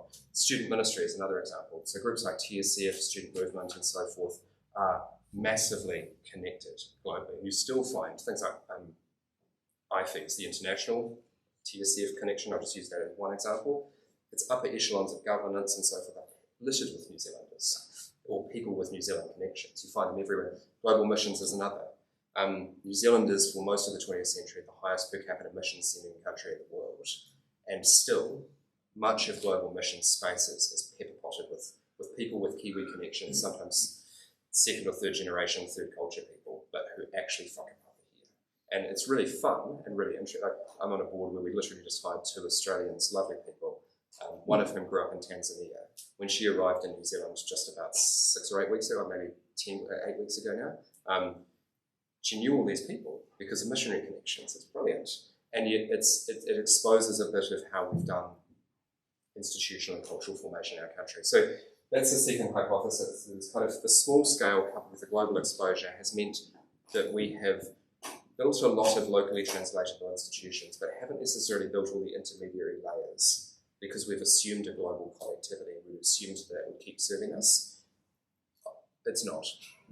Is my argument of the short answer. It's certainly not when it comes to the full noise of what contextualisation in Te Ao Māori, in Tikanga Pacifica, all of these spaces, it's certainly not going to serve there because we have some uniquenesses, not just Indigenous, but unique overlays of diasporas and other contexts as a Pacific Island and so forth. But it's also, I think, in terms of the size and shape, even compared to like Australia, who are our closest cousins institutionally and culturally and so forth, Australia has much thicker layers of even church institutions that are still operating at quite high levels than New Zealand. So that's the second thought. That's number 5. And then number 6, and again, this is probably the most pointed one I want to say about us. So please hear this with all the love for New Zealand and the New Zealand Church. I think New Zealand culture, because of our pioneering nature, because of our smallness, because of the opportunity that's been available here, we've developed a very jack of all trades, number 8 wire kind of mentality, which we're very pragmatic, and it's a good thing. And we're very entrepreneurial, and we like to think we are. So we tell ourselves that we are even more than we actually are. So this is embedded within our cultural DNA, and it's a good thing. And so we will get, as I joked before, we will get a lot done in a short space of time. So the number of people I know who have set up things in New Zealand, where you go overseas to even England or Australia, and they're like, oh man, how'd you do that? That would take us years to even get the people in the room. I'm like, well, we did it in 2 weeks. We just called them up and they're like, oh, let's solve this. Let's get them in the room. Let's sort it out. Let's start a new thing. That's a good thing about culture. The downside is I think it has led to a kind of series of expectations about how you can shortcut processes. And if I'm really honest, if I was writing the letter to the churches in New Zealand in the early part of Revelation, the besetting sin I would use is what the ancients used to call acedia. It's of the 7 deadly sins. It's sometimes used as sloth, but it doesn't mean laziness. I don't think we're lazy. Acedia is the art of not caring enough, or the sin of not caring enough. New Zealanders, if it takes 10 years to build, we might not try. If we can do it over a Christmas break, or if we can do it relatively quickly, we can do it with the resources in our hands. So we're a culture that, for lots of reasons, and I think, frankly, our political conversations reflect this, our cultural conversations, we think short term, we're very pragmatic, which means we take the quickest shortcut to the quickest solution we can see. Again, real strength, massive dark side. And so I think that kind of thinking has beset the church. And so I think we have constantly asked the question, Lord, send revival. How will you revive your people? What can we do in the next 6 months to really make that happen? Because next year we want to be seeing, we want to be seeing people flooding into our churches. So what can we do in the next 6 months? We have not stepped back to ask the question, what are the basic conditions of long-term health, faithfulness, renewal, evangelization, conversion, and faith, just wider cultural and spiritual faithfulness? We've not asked those questions, and because often those things sit a little bit under the surface of what you can do, even on an annual plan. So again, the number of churches, congregations that I know that don't have strategic plans that last for more than 5 years is interesting, because if you think about what a congregation basically is, it's a unit of human society, and human society is intrinsically intergenerational, or at least it should be. Our congregations should be intrinsically intergenerational. And so if you are not planning for what your congregation will look like in 50 to 100 years, you're not thinking intergenerationally. And that may not be what God's calling to at the moment. I'm not saying you should immediately go out and do it, or nor that you should feel attacked, or like I'm just asking you to do yet another thing. But these kind of perspectives matter because they are how we do faithfulness. And I think one of the challenges for leaders, and you are all leaders, is because we have a good sense of our own calling and a high sense of our capabilities, and we want to help. We want to help now and be seen to help and to see the fruits of that. And I think my gentle persuasion is that many of the things that Christian leaders in Aotearoa are called to in this season are probably the kind of things where we may not see the full fruits. We may not see the fruits, if at all, in our lifetimes. And as I say, our children might not see the fruits. And I think we need to wrestle with the question, are we comfortable with that? And is that something we feel God is saying to us? So you guys feel free to say, Roshan, you've got it horribly wrong, you've misheard the spirit and misunderstood the word. And I will listen to that, because I might be wrong. We might be called to just do the things that will generate revival tomorrow and next year. But I don't think that at the moment. And I do think that what we want to be doing, because of the sort of besetting cultural dynamic that we all experience, of deep pragmatism, deep short-terminess, and so forth. And so I will end this bit with that sense of,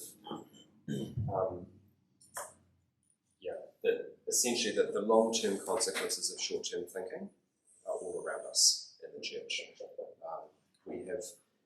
I'll give just one really simple example and then throw it back to you for conversation and one questions. A large number of the church's leadership are going to retire in the next 10 years or 20 years. The most common email we receive at Laidlaw in our general inbox is job ads, really nice ones. Could you distribute to the student body? We get about 30 a week. And of course the answer is, of course, we throw them in our notices. People going, I want to employ a youth pastor, an associate pastor, a senior pastor, whatever. And we have a standard reply now, which it's possible some of you may have received, which basically says, thank you, we really appreciate it, of course we'll pray, but you need to know that every one of our students that we know about is tagged. They've been sent by our community, they're going back.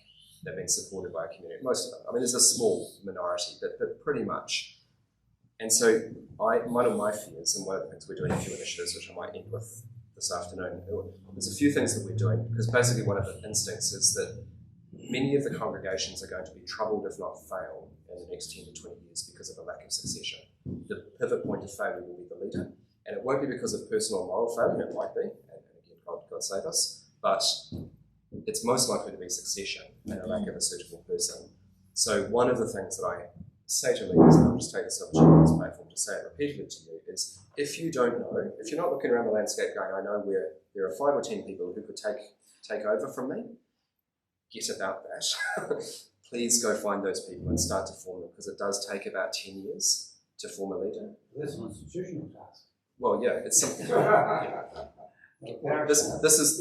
This should be the standard agenda item on your board every year. Yeah. Your board needs to be thinking about the question of how are we forming leaders for our congregation, and you should probably do 10 times as many as you think you need, because frankly, most of your denominations, when you talk to their leaders, and I do get to talk to a lot of denominations, no one has a surplus in New Zealand. Everybody is looking at quite a big cliff. And actually so you can't go poach from the other guys down the road who have a bigger youth group, because they're not forming them either, probably.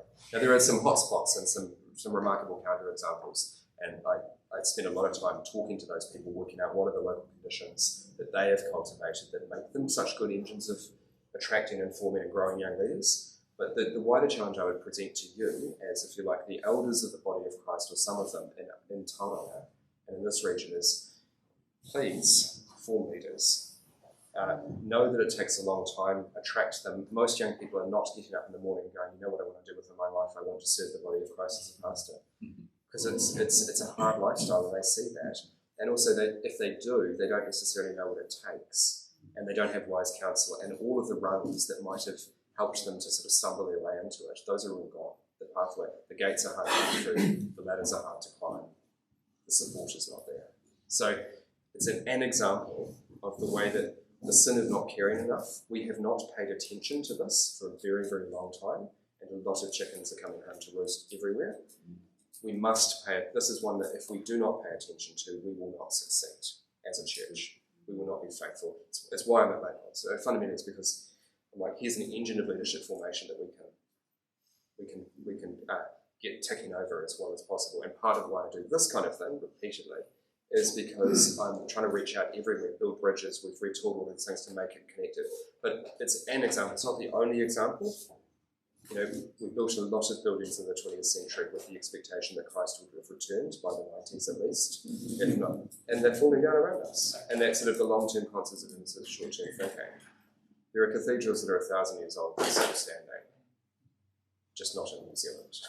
If I can, and I'm from Christchurch, so translation, the institutional translation problems, right? taking English stonemasonry techniques and applying them to The cool thing with that is that most of those cathedrals took 250 years to build. Exactly. Yeah. Agreed. And some of them are still being built. Yeah. That's a much longer. Pause. Your thoughts. Do you want to? How do you want to do this? Are you feeling like you want to talk at the same table, or do you want to mix it up, or do you want to just actually have a wider conversation? I will lean on your collective wisdom. The question I wanted to ask was, my own shift, we look at 5 years to 10 years, but never any longer. Yeah.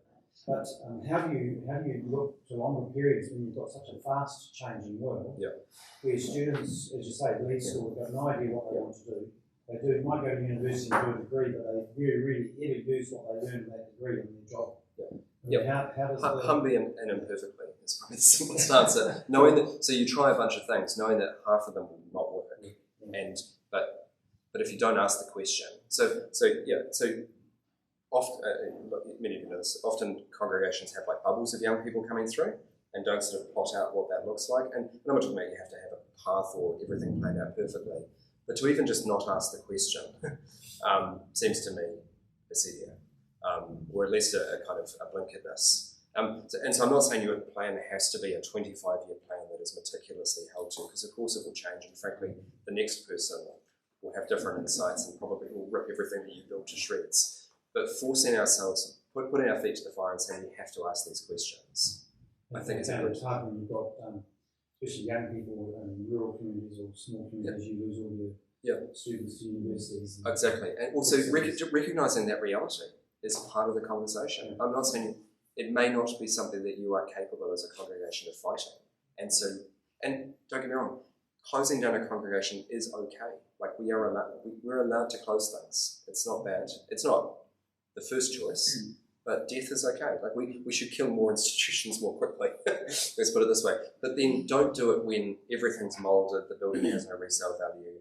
You know, if that's what you're genuinely looking at, if you're looking at your region and going, demographically we're in decline, we don't think there's going to be renewal and so forth, but we have been given the intergenerational treasures of faithful men and women who have collected this in our village or here for 200 years. Don't squander that. Don't be the generation that doesn't work out what does that mean to serve well. But also don't necessarily think about it as like, oh, we'll sell it up, have capital, and then spend it all on stuff over 5 years. If you've got 2, 3, 4 million of property, that's treasures of the kingdom. You'll be responsible, like I will, for how we will steward the stuff that's been given to us. Try to invest it in different ways, so that it's still supporting mission, even if it's not in a building form in that community or for the kind of purposes that you think the people. And also don't try to lock in your descendants too much, because that also causes issues. keep them faithful to the gospel, but not much more than that, because they will be experiencing a far more changing world than we can imagine, and we have to be generous to them and trust them. Does that make sense? So I'm not. Please don't hear this as saying Roshan said you all have to have a 100-year plan by the end of Tuesday. It's not that at all. It's a just think about it. Its horizons of faithfulness. Evangelicalism and its various forms like charismatic Pentecostalism and so forth has been really good in the modern age at the timeliness of the now. John Wesley, make haste to come to Christ. Convert now. Join the society, sign up to the roster. We're good at the now. Be faithful today, tomorrow, next year. Now is good, and we've done so well at calling people to nowish faithfulness. And in doing so, I think we've just let the muscle memory and the atrophy of the lifelong and intergenerational windows of our faithfulness. We have to re-engage that as a church in Aotearoa. Lifelong and intergenerational faithfulness complements now faithfulness, now and next year faithfulness, in a necessary way. Because the gospel is the kingdom is itself never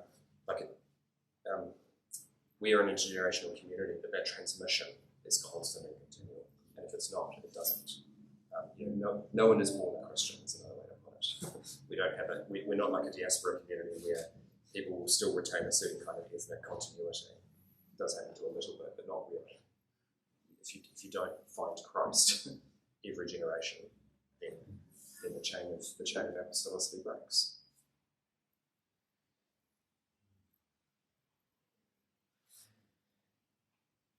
We said we'd try and sort of pause at 12. Should we just take 5 minutes to 10 minutes to discuss in the thing, and then there might be one or two questions, comments, reflections for the whole group to come back with, and then we'll change gears, do some food, and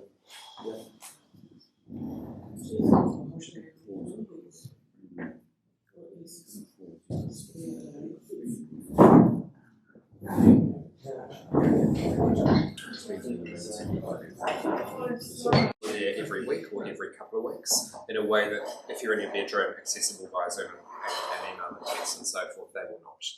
And so in that sense, it's a fractional difference. But I think what it has become is it's become so plausible to live faithfully as a Christian in many minds that people are. And they can get fed, they can get encouraged, they can get what feels like discipled, they can have a spiritual experience, they can meet the Lord, they can be renewed, they can go about their week on Monday feeling a deep sense of calling and connectedness to God and all that sort of stuff without actually even darkening the door of congregational building. Which basically means that our challenge is to, because of course none of this is to say that art and faithfulness of meeting together is abrogated. We therefore have to, and I'm using this just as one example, there are of course many others. I would give the example of things like preaching as another example. So again, you can go online and listen to really good talks. That doesn't mean that the art of preaching, by which I mean landing the message of the gospel in the hearts and minds of a particular contextualized group of people at that time, and saying, this is what the Lord we think is saying to you. That's really important still. And the best preaching and teaching from the most profoundly well-educated, inspiring and spirit-connected global leaders is never going to do that specifically to the moment as the mouthpiece of the Spirit, because that's not how the Spirit works. It's also not how culture and context works, in my opinion. Again, if you think I'm wrong, by all means. But so therefore, all of these things that we rely on, and frankly that we need to rely on because they are in fact how the church has always worked, needs to be re-narrated, and we actually need to help our people, in my opinion, in this season, find the most basic habits of faithfulness plausible again and see why they're essential. So that's so as it might sound so basic that you need to tell people why it's really important that they volunteer in church. And again, I know in this particular cultural context with what's going on with global volunteerism and so forth, that's really hard to do because they're like, but boundaries and all of these things. But they need to sign up to a roster, not because you need the tea served or need welcoming happening or you need the gardening done or whatever, but because serving in different ways, whatever that may be, and I don't mean that they just need to be menial, I mean serving the church is a discipline that is required. It's part of it. It's part of what it means to serve Christ, and it doesn't need to be the congregational church, and it doesn't. Again, I'm I'm a very difficult member of my congregation, I suspect, for our pastor, because I'm often not there on a Sunday. I'm often preaching in another context. I move around a bit, and I know I probably look like a backsliding or a very difficult member. I know well, so we have these conversations. So in some ways, I'm a case study of why actually it's so important to reinforce these things, because it is really easy when you've got a young family and you've got all of these other things going on to avoid those disciplines. So that's the first hypothesis for this afternoon. The second one is coming back to that long-term consequences of short-term thinking thing again. That renewing the institutions, reimagining many of the institutions is going to be a big part of our day jobs for a long period of time. Unfortunately, that looks like a lot of work because it is. And so actually, this is probably where I want to avoid risking sounding like I'm telling a bunch of the hardest working people in the world, and pastoring is an impossible job in some respects to do more. That's not what I'm suggesting, but I think to help shift at least enough of the bandwidth of the conversation as congregations into that space of what coat hooks will we hang this thing on beyond the programs, beyond the sense of mission and what we need to do next, but how will we actually build some structures in the background that will still be coat pegs for that kind of thing in 20 years when probably each of us is no longer in our particular roles. How do we do that? So that's the second thought. And then the third, okay, and I will say this about it because I'll blur in one of the ones I was going to talk about later because we won't have time. That some of that is going to be around that blurring of vocational specificity in the service of the church. So what I mean by that is, when I talk to crowds of young Christian lawyers, a big part of what I'm saying to them is, unfortunately, they're going to have to do roughly 3 times as much work as their peers. They have to become brilliant lawyers and build a career and build a family and save for a mortgage and all the things that they need to do, because that's what's required to grow in their profession and their calling. And that's hard work in your 20s and 30s. They're also going to have to build a higher level of theological engagement than would have been required of them 30 to 50 years ago, partly because these subtle alignments between the profession and calling that they have that has been so steeped in the tradition of the Western Church and so forth is no longer aligned as our culture has shifted. Now they will find increasingly that their faith jars in much more important ways than it might have done 50 or 100 years ago. And then the third piece of work that they need to is that work of creative translation and integration. So they basically it's not to say that everybody has to do a second degree in theology, but I get concerned when I meet young, brilliant professionals who I know read many books in their day jobs. I have one friend who has a PhD in engineering and deeply faithful person. But for years, I would be giving this person books and about the Bible and think, this is someone who lives their faith and who is really deeply shaped, and is a very bright person, but could not find the time in their life to even begin to wrestle intellectually beyond your average sort of basic Sunday attendance with this thing that they claimed was the most important thing in their life. And so it was a long time ago, it was a particularly poignant conversation where it's like, so I know you, because you've just described what you've done in the last few months, I know you've actually read multiple books and you've written scholarly articles in your field, and you have just returned to me that light touch biblical theology book that I gave you because you said you didn't have time to read it. And again, I'm not trying to guilt anybody here, nor was I particularly trying to guilt my friend. I was trying to be a kind of brother in Christ and say, why is that?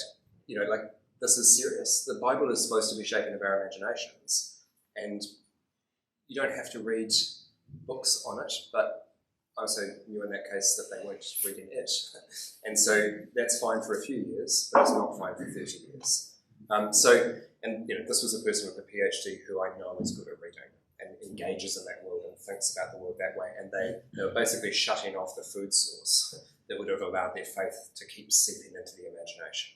So I give that as an example because I think that kind of thing is endemic everywhere. And I think, unfortunately, even for pastors as well sometimes, because it's really hard for you to get fed spiritually and so forth. So I think that's one of the challenges, that As the demands of the professional spaces that Christians all occupy increase, and as the complexities of our world and the level of work required to master and achieve success in a good sense, in terms of being faithful to the calling that God has led you into, raises, and the amount of meetings and time and effort that you need to do, and the number of years of formal training and so forth to do all of that, one of the things that has been shuffled out of our lives is that sense of, but no, this faith in Jesus is deeply shaping, and we should do that. So that it's those kind of things. So then the third thing is, the third hypothesis for this discussion, and I'll do this reasonably simply, I'll just be quite direct or quite frank. The leadership and discipleship crisis that we're experiencing in the church is the same thing. There is now a vertical failure in all of our maturing. If you think about the Christian life cycle as a tree of maturation in which you climb up the tree, and become more and more mature in different forms of leadership, whatever that is, whether it's you go into formal leadership or you lead in other ways in the body of Christ. You start as a sort of a baby disciple, and you grow in maturity, and you grow in a sense of missional capacity and so forth. I think one of the reasons why there is a leadership crisis and not enough people at the upper echelons is because at almost every tier, all the way down to how we disciple people who basically just have come to faith, or our children, that the pipelines are empty, and there are very few people coming through at all levels, and there are a lot of and that kind of gap between those who feed and those who consume has just become a vast gulf. And so you are living examples of people who have jumped that gap, and I'm not saying there aren't people who've quote climbed the tree and grown in maturity and formed themselves and so forth, but increasingly I'm finding that the pockets of richness and pockets of flourishing in this space are the exception in New Zealand rather than the rule. It's a very thin culture out there in terms of Christian faith. And that's affecting Christian organisations. I work with a lot of Christian boards in different spaces, and 30 years ago most Christian organisations could employ basically well-formed Christians who'd been really, really well discipled, and the issue was the professionalism, and so they had to they were basically well-formed amateurs. Now it's the opposite. You can employ highly qualified, stunningly professional people in almost any professional field you like for a Christian organisation, and in many cases, not all, but in many cases, their discipleship is about 1 inch deep, and they don't, and it's not integrated. So they might be a brilliant artist or graphics designer, but they can't tell you how their faith affects that. They might be the best legal counsel or CFO, but they can't tell you how their faith informs that, other than obviously not cooking the books. Like this kind of, we've reduced our Christian integration to a basic morality in the professional space, and so that kind of workspace that's needed. So therefore, so this sort of discipleship leadership crisis challenge is a big part of it. Is just that we need to be forming more and more people. And so the point of failure, I think, for many of our institutions, and I would include congregations in that, is going to be succession of people. That this is the thing facing the New Zealand church more than anything. One of the biggest ironies, I think, in our next 30 to 50 years is that if, by God's grace, the revival occurs, and let's just say 10,000 people came to faith in the city alone, I'm not sure there'd be enough people to pastor and disciple them. And I'm not sure we would have the spiritual capacity to discern how to even begin to approach that as a community. And I say this of myself as well. I feel utterly inadequate for this, and yet we have to lean into this kind of work. So, 3 hypotheses that, firstly, the plausibility of the basic things that foster Christian faithfulness have broken down. They need to be shored up and need to be re-narrated. We need to remind people that discipleship matters, and that the things of the church and the things of the gospel in all its missional forms, and again that stretches all the way into the most secular of workspaces. I'm not drawing any boundaries here, that they matter, but that actually we can't assume that people know why they should read their Bible daily. Most don't. Again, this is not unique to us. And so a head of theology delights in asking our first year students who've showed up in the first week of his classes, how many of you have read the whole Bible, or at least not just in one sitting, one process. You're in the Bible plan or whatever. How many of you are confident you've read every word of Scripture? These are people who've come to Bible college, usually sent by their church, many of them to be leaders. And at the moment it's running at about 10 to 15%. Are confident that they've read the entirety of the Bible. So in one class, he was giving the numbers, it was 46 in the first year class in one particular stream, and 6 of them had read the whole Bible, were confident that they had. That's a bit of a problem when this is the source material of our faith, and this is supposed to be fire and fuel our imagination, and this is the fuel store for faithfulness. And yet, that kind of, and now, let's be honest, the people coming to a theological college are a reasonably self-selecting number. These are the ones who care enough to spend up to 3 years of their life studying this thing and maybe more. So you've got to assume that these are the cream of the cream, and we can in our defence, we can help them. With a Bible college, we start with Abraham and we go from there. So we can teach them this, and we do. And that's a lot of how we've retooled our curriculum in the last few years, is actually being to go, we just can't assume any basic content knowledge whatsoever, or any basic discipleship practices. We had an amusing incident a few years ago where we were, as part of the early wave of COVID, we were doing some virtual small groups and things to sort of keep the formational context going in different ways. And what we discovered from that is how many of our student body, and again, particularly in our pastoral ministry programs, this was problematic, how many of our student body had literally never been in a small group context before in any part of their lives. And these are folks in their 20s, 30s, 40s, and they've never been in a small group. So they don't know how to run one, and they definitely don't know how to run one online, which caused all sorts of interesting conversations. That was the first, it was first year cohorts. So again, we can help with that. So we now teach that as a thing, that we're like, you should know how to do this, and you should think that this is a worthy thing to do. You need to be able to sit in a room with other believers, open the Bible together, and talk about it. It's just something you should know how to do.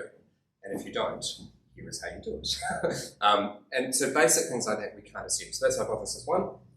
Secondly, this kind of the sense of the kind of work that's required for institutional renewal is quite significant. And we have to take a long-term perspective on this. So one of the main area that I research in history is social and cultural change. I'm obsessed with the question of what does it mean to say that this gospel that we follow, this Christ that we serve, doesn't just save hearts and minds and bring us into the kingdom, but actually also transforms cultures and societies. And so I went out looking for lots of examples of what does it look like when groups of faithful men and women live intergenerationally for things, or to fix things, or to change things. And so stories like anti-slavery. Anti-slavery is an 80-year journey. The first conscious anti-slavery networks that are really engaged in any kind of major activity start to form in the 1760s. And it's in the late 1830s when slavery is finally stamped out in the British Empire. Well, when the law is passed, when the legal framework comes into being to abolish slavery in the British Empire, it's not really until the 1860s when they finally managed to crush the Atlantic slave trade. So it's 100 years. And it's 3 generations. And almost every major element of social and cultural change that's worth its salt, that beds in, takes about that long. 60 to 80 years is really normal. So I say that also hopefully as a sign of hope, because again, to the point about resurrection before, we don't have to see this, but we need to be the ones where they're like, oh, they did something that set the thing up. We need to not be the ones who they look back and they go, they dropped the ball. And so part of the question, one of the exercises I sometimes do with boards when we do strat planning is to go, imagine yourselves 150 years to 200 years in the future and write a history of the next 20 or 30 years. In the early 2020s, there was a group of people living in Aotearoa who were known by this organisational name, and what did they do? Think about it on that time frame, and what effect did that have, and how did that unfold? It's fun, it's creative, and it's inspiring, because you can often start to then see things, and it's like, oh, if we do this kind of thing in this kind of way, then in 50 years' time, we might hope to see this, which we can't possibly begin to imagine now, but you can build in the seeds of that and the DNA of that now in a way that can flow through. Can I just ask a question? There's lots of theories around the fact we're living in an accelerated culture. Yes. And that those periods of change go more rapidly? No, before the 100-year period, correlating with the cultural matrix that was slower and it's changing. Do you think that's... I think there is some elements of that. I think we experience change much more rapidly. I actually don't think that I think some features of change have happened faster. But no, I think the deeper cultural changes still happen on human rhythms. It turns out that about every 80 to 85 years, wars happen about every 80 to 85 years, big ones. So, for example, the United States has its revolution, and then its civil war about 80 years after that. And then part of the reason why they're so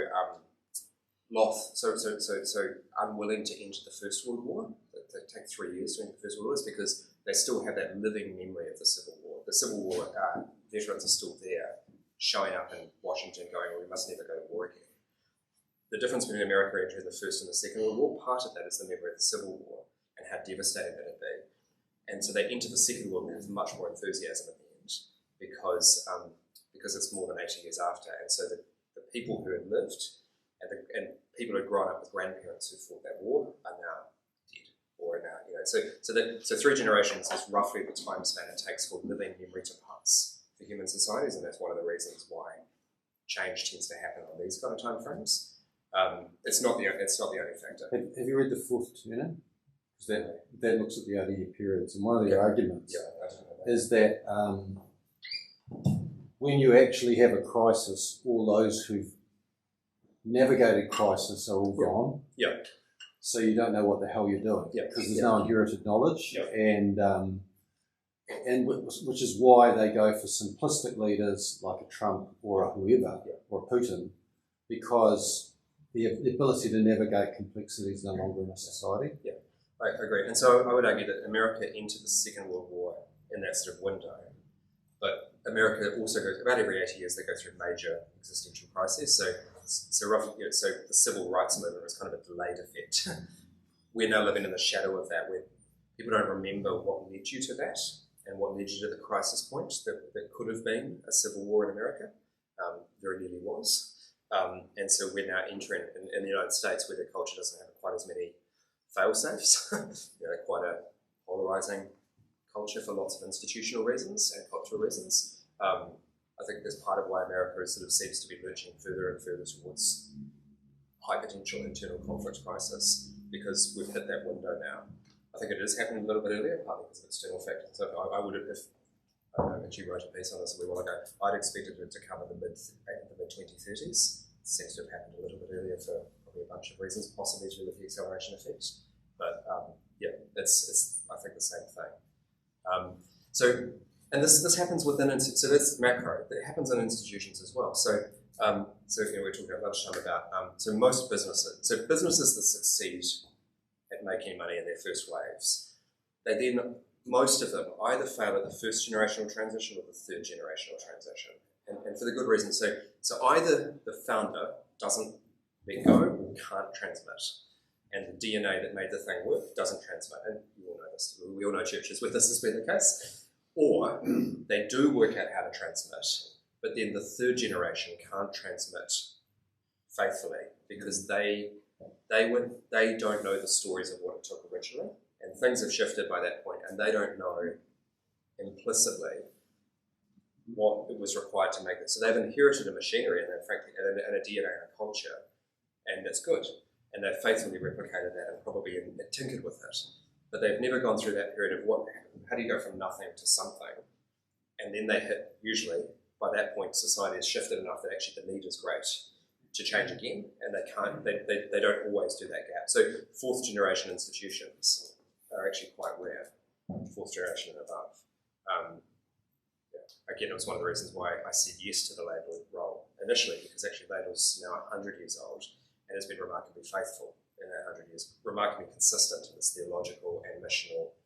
It's looked very different across 100 years, but it's gone through those multi-generational transitions, which means that the DNA has actually been consistently passing down. And having lived in the place now for 5 years, I can tell you it's true. Like there are things that people don't necessarily say we do this because this is how our founder set us up, but it's being transmitted in quite a creative way and an innovative way. Not always in right proportion between holding on and innovating, but often. Isn't that the same as what's reflected in Scripture? I mean, the Jewish people who experienced and lived and saw the miracles of God, and then generations down, they wrote the Scriptures, told the stories, wrote Psalms to tell the story, and then after so many generations, the people, are the stories real or are they myth? Yeah, exactly. And I mean, one of the things I really believe that God's been hammering into me to share with my own people is that people have lost the art of recognising God working in their lives in the small things, and therefore, because they can't An example would be, we call it a coincidence, but is it a coincidence or is it the hand of God working? So a God incident. And if it's a God incident, then why aren't we sharing this is what God's done for us? Because we just don't see God working in our lives, or a lot of people don't see God working in their lives. Absolutely, and I think Scripture encourages us very explicitly, like commands us actually to carry these kind of cultural memories. I mean, after the Exodus, when your children ask you why you do this meal, tell them the story. This is what God has done. We are the people who God saved out of Egypt. And all the way through, and it shapes Israel's art and literature and prophetic imagination and scriptures. Because all the way through, the Psalms, it's like, I am the Lord your God who brought you out of Egypt. And of course, Christ does exactly the same. When you meet together, do this in remembrance of me, which is a cultural institution that instantiates a story, which also has sacramental import, and all of these things. It's brilliant, and we need to be better at these kind of things.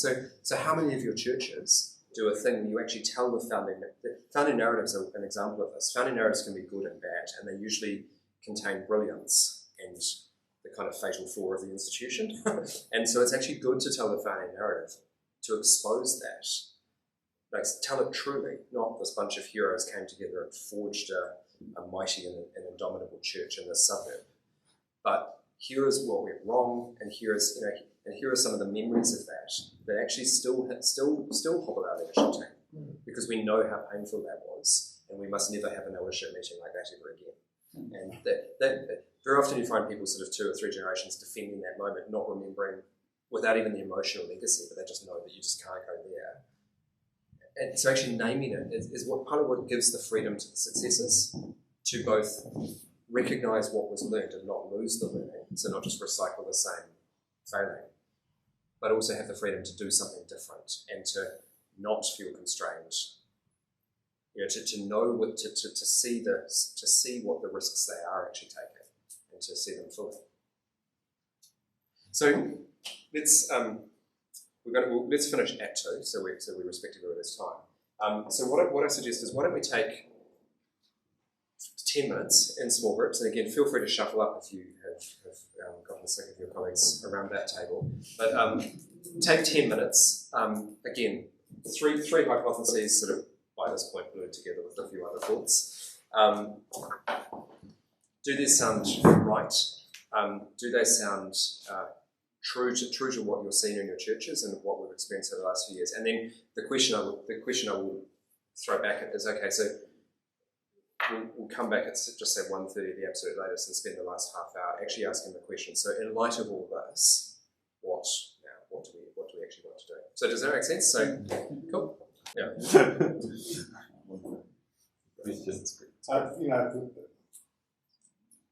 It's half our congregation. Yeah.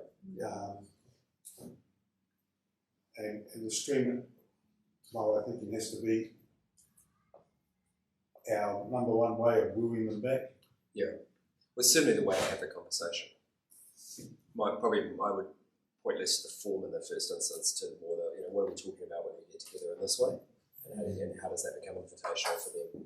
Because it turns out there are just some conversations that you can't have that happen in a one-to-many asynchronous or synchronous form like this. Like I could just speak at you for 4 hours, but it's much better to actually talk about it. So, can you lay hands on us all at the end so we can think in 80-year periods? Just give us the Roshan download.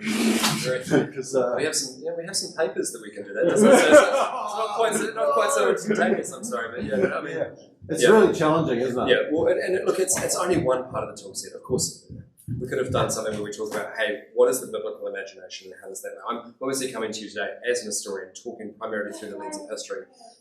To be honest, part of why I do it is because I think it adds storytelling, I think it's human, and I think it's explanatory. Also, it tends to cut across some of the sort of more, what's the word?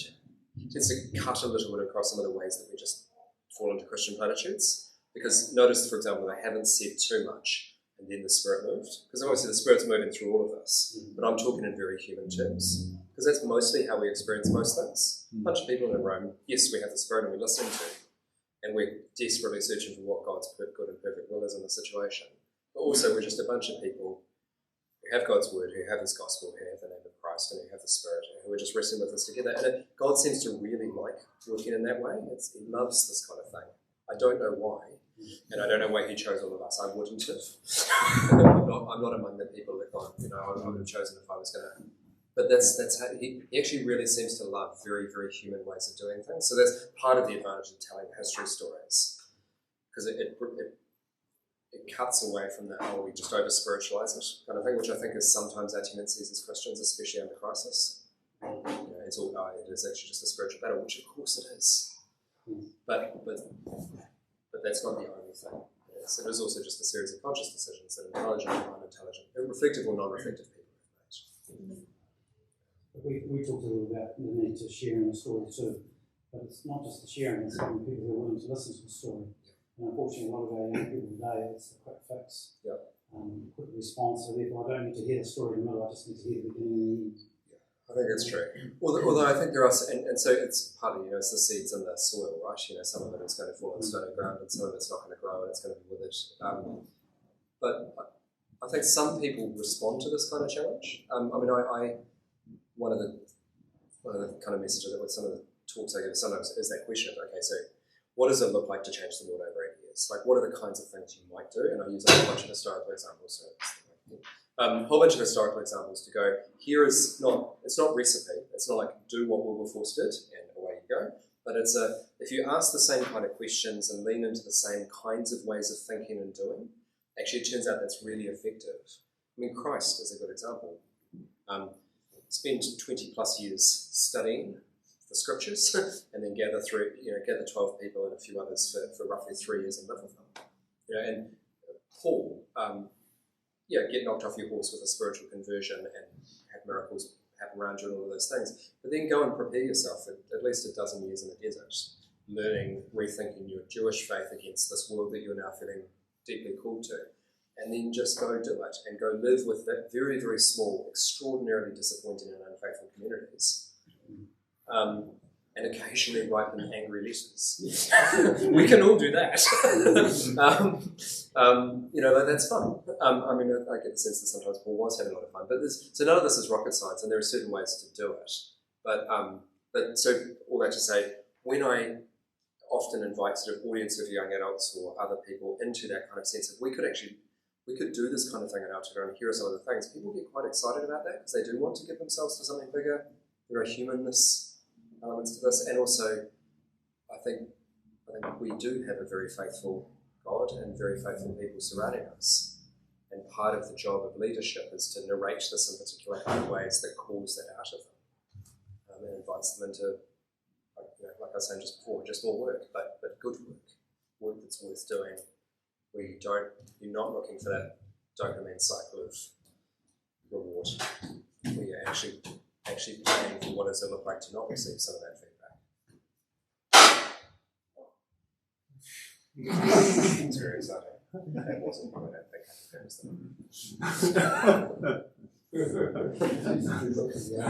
Although it would be great if you had a loose wire under that floorboard. Roshan, you talked before about this challenge of presupposing that God decides to do something in the way He's done at other times in history, and suddenly we've got a whole lot of people and not enough leaders. Have you got any stuff in your study about what happened in places like China when I think the same kind of thing happened, when there were many who came to Christ? Yeah. But I know there was some weirdness came out of it. Any thoughts about how that? Not so much in my own study, but I know there's quite a lot written on this kind of thing. So there are lots of good examples of Christian movements that grow quite big quite quickly, often very faithfully. They often don't always last that long, and part of the New Testament church is a good example of this. There are lots of those churches that grow quite big quite quickly, that don't actually succeed. And they're just, 2 centuries later, there is no flourishing community in some of these spaces. Again, part of it is then how they institutionalize these things and how they commit to the longer term arcs of faithfulness. So I think God does and can move through mass movements, but again, there are lots of revivals tend to be 5 to 15 year phenomena. And almost all cases, there is no net number of people worshipping in churches at the end of the 15 years than there were at the start. There are some exceptions to that. It's one of the reasons why a lot of my own doctoral research was looking at the 18th century, because the evangelical renewal is one of the counter-exceptions to that. It's one of the examples where you do get this mass movement of revival and renewal and all these other things, social activism, all these things, and it persists. And not only that, it actually shapes culture, and you get this massive profusion, and it also explodes. It becomes the missionary movement, it becomes the globalizing church. So it's and part of it is because not only, as I said at the first section, not only do they win people to Christ, they build new institutions, they disciple in new ways, they build missionary societies, they reimagine the whole architecture of the world and the fabric of society that they live in. And it turns out, and they do. I'll end with two examples of what that looks like that I hope are encouraging, of 18th century stories that you will recognise, but that show how particular, often very micro experiments end up becoming quite significant because of how they model and the long arc implications in that. Actually, I'll go to that now if that's okay, because it's a good time, and then also, I'm just keeping an eye on time.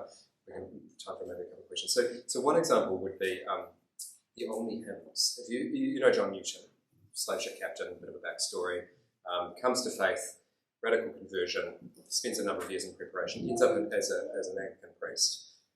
And as a vicar, he deliberately goes to a wee place called Olney in Bedfordshire, which is a very, very poor, very illiterate, very troubled community. They haven't really had a resident priest for a while, so kind of not quite spiritual desert, but definitely hard ministry space. Illiterate community largely, so very impoverished and so forth. And so he's there, partly as penance, but mostly just as this is where he feels called. And so he's there trying to work out how you be faithful to these people, how do you disciple them, how do you bring them to Christ. He does all sorts of interesting things.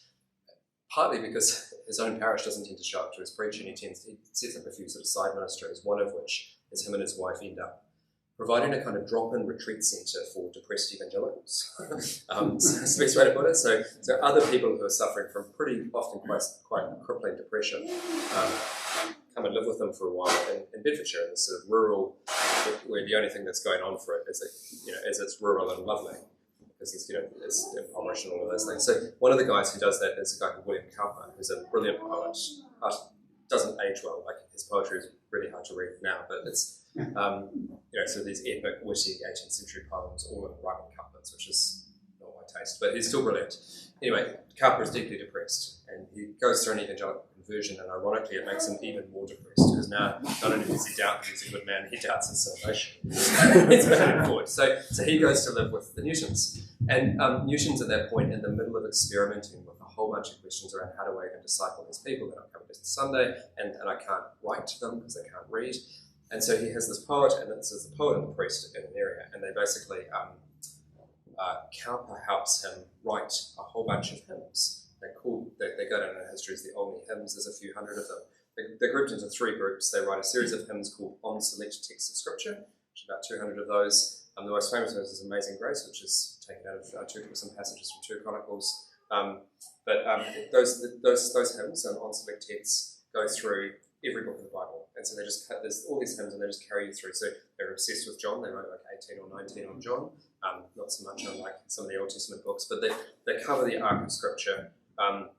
There's a group called on the Spiritual Life, and that's basically hymns on spiritual disciplines, giving and worship and fasting and prayer and all of these things. And there's a third one called On the Rhythms of Human Life, and it's basically hymns on birth, death, marriage, harvest, winter, all of these things, like the rhythms of humanness. And so these three collections of songs, they just start to sing them and distribute them around their parish. And it turns out that singing songs is deeply formative, especially in literate or semi-literate contexts. And so the Olney hymns become really quite formative for this community. It actually becomes a source of imagination, because suddenly they've got these sort of start-up communities. So in a context where your small group leaders can't even be trained to read a script to teach, but you can all gather to sing the songs, and you can teach them the Bible by singing these songs about Scripture. You can teach them spiritual disciplines by singing songs about giving and fasting and song singing, all these things. So the Olney hymns actually become quite significant, because John Newton has a friend in London called John Thornton, who's a merchant who is at this point using his mercantile trading networks to connect up a whole bunch of dots between various fundamentally isolated and disappointed evangelical vicars around the country. And he hears about this, and he has a printing press, and he has some friends who do, and so he gets the text of the early hymns, the manuscript, compiles them, edits them, polishes them, and then gives them his press, and then uses his shipping networks to distribute 3,000 copies around all these parishes that he has another connection with. It becomes a kind of bit of a cultural movement. Two things happen. One is, or three things happen. One is John Newton. So obviously large numbers of communities around. If I just step back, there's some static thing going on here. I'll speak louder if that's okay. So partly people now know that Newton's a name, so he actually becomes an audience and becomes a bit of a shaping cultural voice for the wider movement, which is why you've heard of him. But partly also, people are formed in all of these contexts, spiritually and discipled. But the third thing that happens is this incipient movement, which doesn't even have a common name at that period, suddenly start to look isolated parishes where their vicar has undergone a kind of conversion and preached to them, in places like Cornwall and Yorkshire and elsewhere, have suddenly realised that they have this common identity and language. And so I found one example, for example, of a church that was replanted in Calcutta, and there was a movement to train indigo plantation workers in the local areas. It came out of a connection point between two men. One was a Scottish merchant who was in India, who came to faith through some Danish missionaries in Serampore, and the other was an English convert of some other continental pietist missionaries working in the south of India. And they meet in the streets of Calcutta, and they recognise that they share a common faith because they're both humming the same hymn, one of the only hymns. And so it becomes this kind of commonality of formation, and it comes out of this little collaboration in a village in the 1760s of two men who are like, we just need to disciple this village. How do we do that? Let's teach them the Bible. All of the usual means are failing. Let's sing some songs. So that's one example, quite micro, but I hope encouraging in terms of how this can actually go. And of course, we still sing, not all of the songs from older hymns, but many of them. The other example is this. So when the global mission, so in the 1780s, those first experiments in how do you form mission societies and how do you do these mission projects really get going. 1790s, you get a few kind of early pioneers, and by the end of the 1790s, you have some established and growing missionary societies. The thing that they all struggle with in their first 2 decades is recruitment. Turns out there is almost no one who is good, or almost no one who wants to go and die in a foreign continent or island. And those who might be willing to contemplate it, turns out aren't very good and usually abandon the faith and end up slave trading or musket trading or worse. And this happens all the time. So the Church Missionary Society, for example, the flagship Anglican version of all of this, I don't think they have a successful English-speaking missionary in their first sort of 8 years. The only ones who actually succeed are a bunch of Moravians and Germans that they kind of draw in and teach to speak English because they've been well formed in their context. So from all the way through, the CMS was founded in 1799, all the way through their first decade, they're just really struggling. They're sort of scraping the barrel, sending people out to recruit missionaries. They've got these projects and these desires to send people all around the world, and they're building shipping routes and all these things, but they cannot recruit good missionaries. And so, one of the early projects that actually kind of begins to flourish is, of course, the New Zealand mission, which comes, they recruit in 1809, and they originally go to Sydney and were going to come here then, but then there's a 5-year delay, and they come in 1814. But by the time you get to the late 1810s, missionary societies are finding increasingly it sort of starts to curve up. At the end of the 1810s, there's a couple of hundred letters coming in spontaneously to these organisations. And I've read many of them for my sins, and they tell you this story because they're applying to be a missionary. And what's common in the stories is they basically say, I was so-and-so, I was raised in this poor village, I didn't really know anything, but the local vicar got me into a Sunday school. And in that Sunday school taught me, and then I started to read stories from this literature that we were learning to read from about missionaries in foreign continents and the needs in Africa and the Pacific and where else. And God has called me, and so I've actually gone and done some study myself, and I've trained in partial medical, whatever, and I've prepared myself, and now I'm in my mid-20s. Where will you send me, kind of thing. And what had happened was the missionary societies are all getting ongoing in the 1780s and 90s and sort of beginning to build this sort of apparatus to engage the globe and convert the world.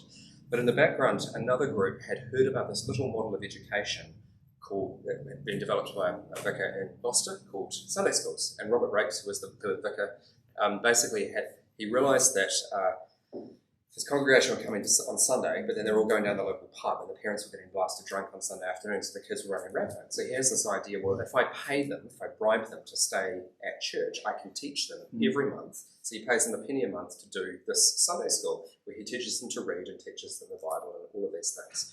And so Robert Raikes' brother, Thomas Raikes, was a director of the East India Company. He was living near London in a wee village called Clapham, which you may have heard of. His next door neighbour was a dude called William Wilberforce, who was heavily involved in all these things. And Wilberforce and that crew had this idea that what they were going to do was they were trying to build institutions to fill the fabric gap that I described earlier. And they're looking for projects that are working. And they hear about this one and they go and actually do some investigation. They realise that this dude has got a model that's very scalable, where basically the way that Raikes was doing Sunday schools was younger kids would be taught by older kids and so forth. So it's kind of discipleship writ large, and it focuses on things like literacy and biblical knowledge and so forth, because that's how you shape the imagination. And they were looking for deeply Christian literature, and the best literature that's coming out was gospel and mission shape, was the missionary magazines that were being published by these groups who were trying to inspire people to go to these parts but couldn't recruit them. And so they set up in 1787 the Society for the Propagation of Sunday Schools, and its job is to take that model and propagate it and teach local parishes how to do this. And so they just begin funding this and doing that and start planning Sunday schools. And so it turns out it's roughly a generational gap between the 1780s and 90s where the Sunday school pickup is happening and the recruitment curve for missionary activity. And so one of the reasons why the missionary movement works is because 20 years earlier, this other thing had happened elsewhere by the will of the Spirit, connected to the same networks through human wisdom and other things as well. But fundamentally, God in His grace had prepared people in other ways. And so there's this kind of, and it turns out it takes roughly 20 years to form as an effective missionary. And so by the 1820s, and that's partly what starts to happen in the New Zealand context and elsewhere around the world, that wave of people who are coming through are just very, very differently formed in their imagination. They know their scriptures much better than their predecessors. They're engaged in a different kind of sacrificial vision. They have prepared themselves professionally and vocationally. They've done a lot of other work, and actually their effectiveness is very highly great. So these two things happen in different parts of the network, but feed together. And so I suspect that the thing is going on as well, this kind of thing. But I suspect part of it is God may be gracious, and it may be that there are contexts of leadership that we don't know about. Alternatively, I also think God seems to delight in working through very ordinary people like us. And so part of it is going, okay, so we don't know exactly what kind of mission or what kind of new vocations are going to be needed in 20 years. But it seems to me that those basic things of teaching people the Bible, discipling them, teaching them spiritual disciplines, teaching them to love the church, to love the world, to love mission, teaching them to connect the dots and to think about how they live. These are perennial things that we've always done. None of this is rocket science, but it does require a bit of focused effort, and I know it is what you will do. So I guess by way of sort of, in that sense, closing from my end, I want to encourage you to keep doing that. And from my part, I mean, as I said earlier, why I lead Laidlaw is because I'm obsessed with the question of why is New Zealand leadership, Christian leadership, why don't we have dozens for every role? We don't. We must have these kind of people. So I'm trying to rebuild engines and connections and join bridges with all folks like you. So if you want to have a conversation with how you form leaders in your context, I think we've done a lot of work in the last 4 or 5 years about how 30 years ago, we would say, come live with us for 3 years and we'll send them back. It's very much not the model now. We can still do that, and that's still a good idea for some. But we want to connect with you in different ways. But mostly what we want to do is just have a conversation about what are the needs and how do we serve them each other. Because one of the advantages of being congregations and colleges or networks and colleges are different. One of the things that colleges do is we do focus on lifelong and intergenerational formation. It's one of our vocational charisms to the church, is people will know if I've been successful in my day job and my sense of calling in that, because in 80 years' time the church will be well led. And as with you in different ways, but we hold different ends of that bridge, and I think we need to get better at holding those ropes in tension and crossing them. So I sort of want to end it with those two stories of encouragement, because it turns out two guys writing some hymns actually becomes incredibly significant, and it's not that hard. And it also turns out that God provides in different ways through different forms of structural faithfulness. It still took people getting the vision and actually doing the work to found the Sunday school societies. But you can imagine all of the other work for the missionary societies did over that intervening 20 to 30 years might have come to nothing. We might not have had a globalising church as we do now if these other things hadn't formed the people. And that's, as I say, that would be ironic if that was only a future. If the church in New Zealand actually got the deep sense of missional integrity, saw the will of the Spirit, tried to walk down the pathway, and then found that there was no one to actually carry the ship. That would be really hard. So, thank you so much. Does anyone have any final questions or closings or comments? And if not, I might just pray for you. That's okay. That's appropriate. Does anyone else want to comment? Nigel, Joe, anyone else? Okay. How about I pray?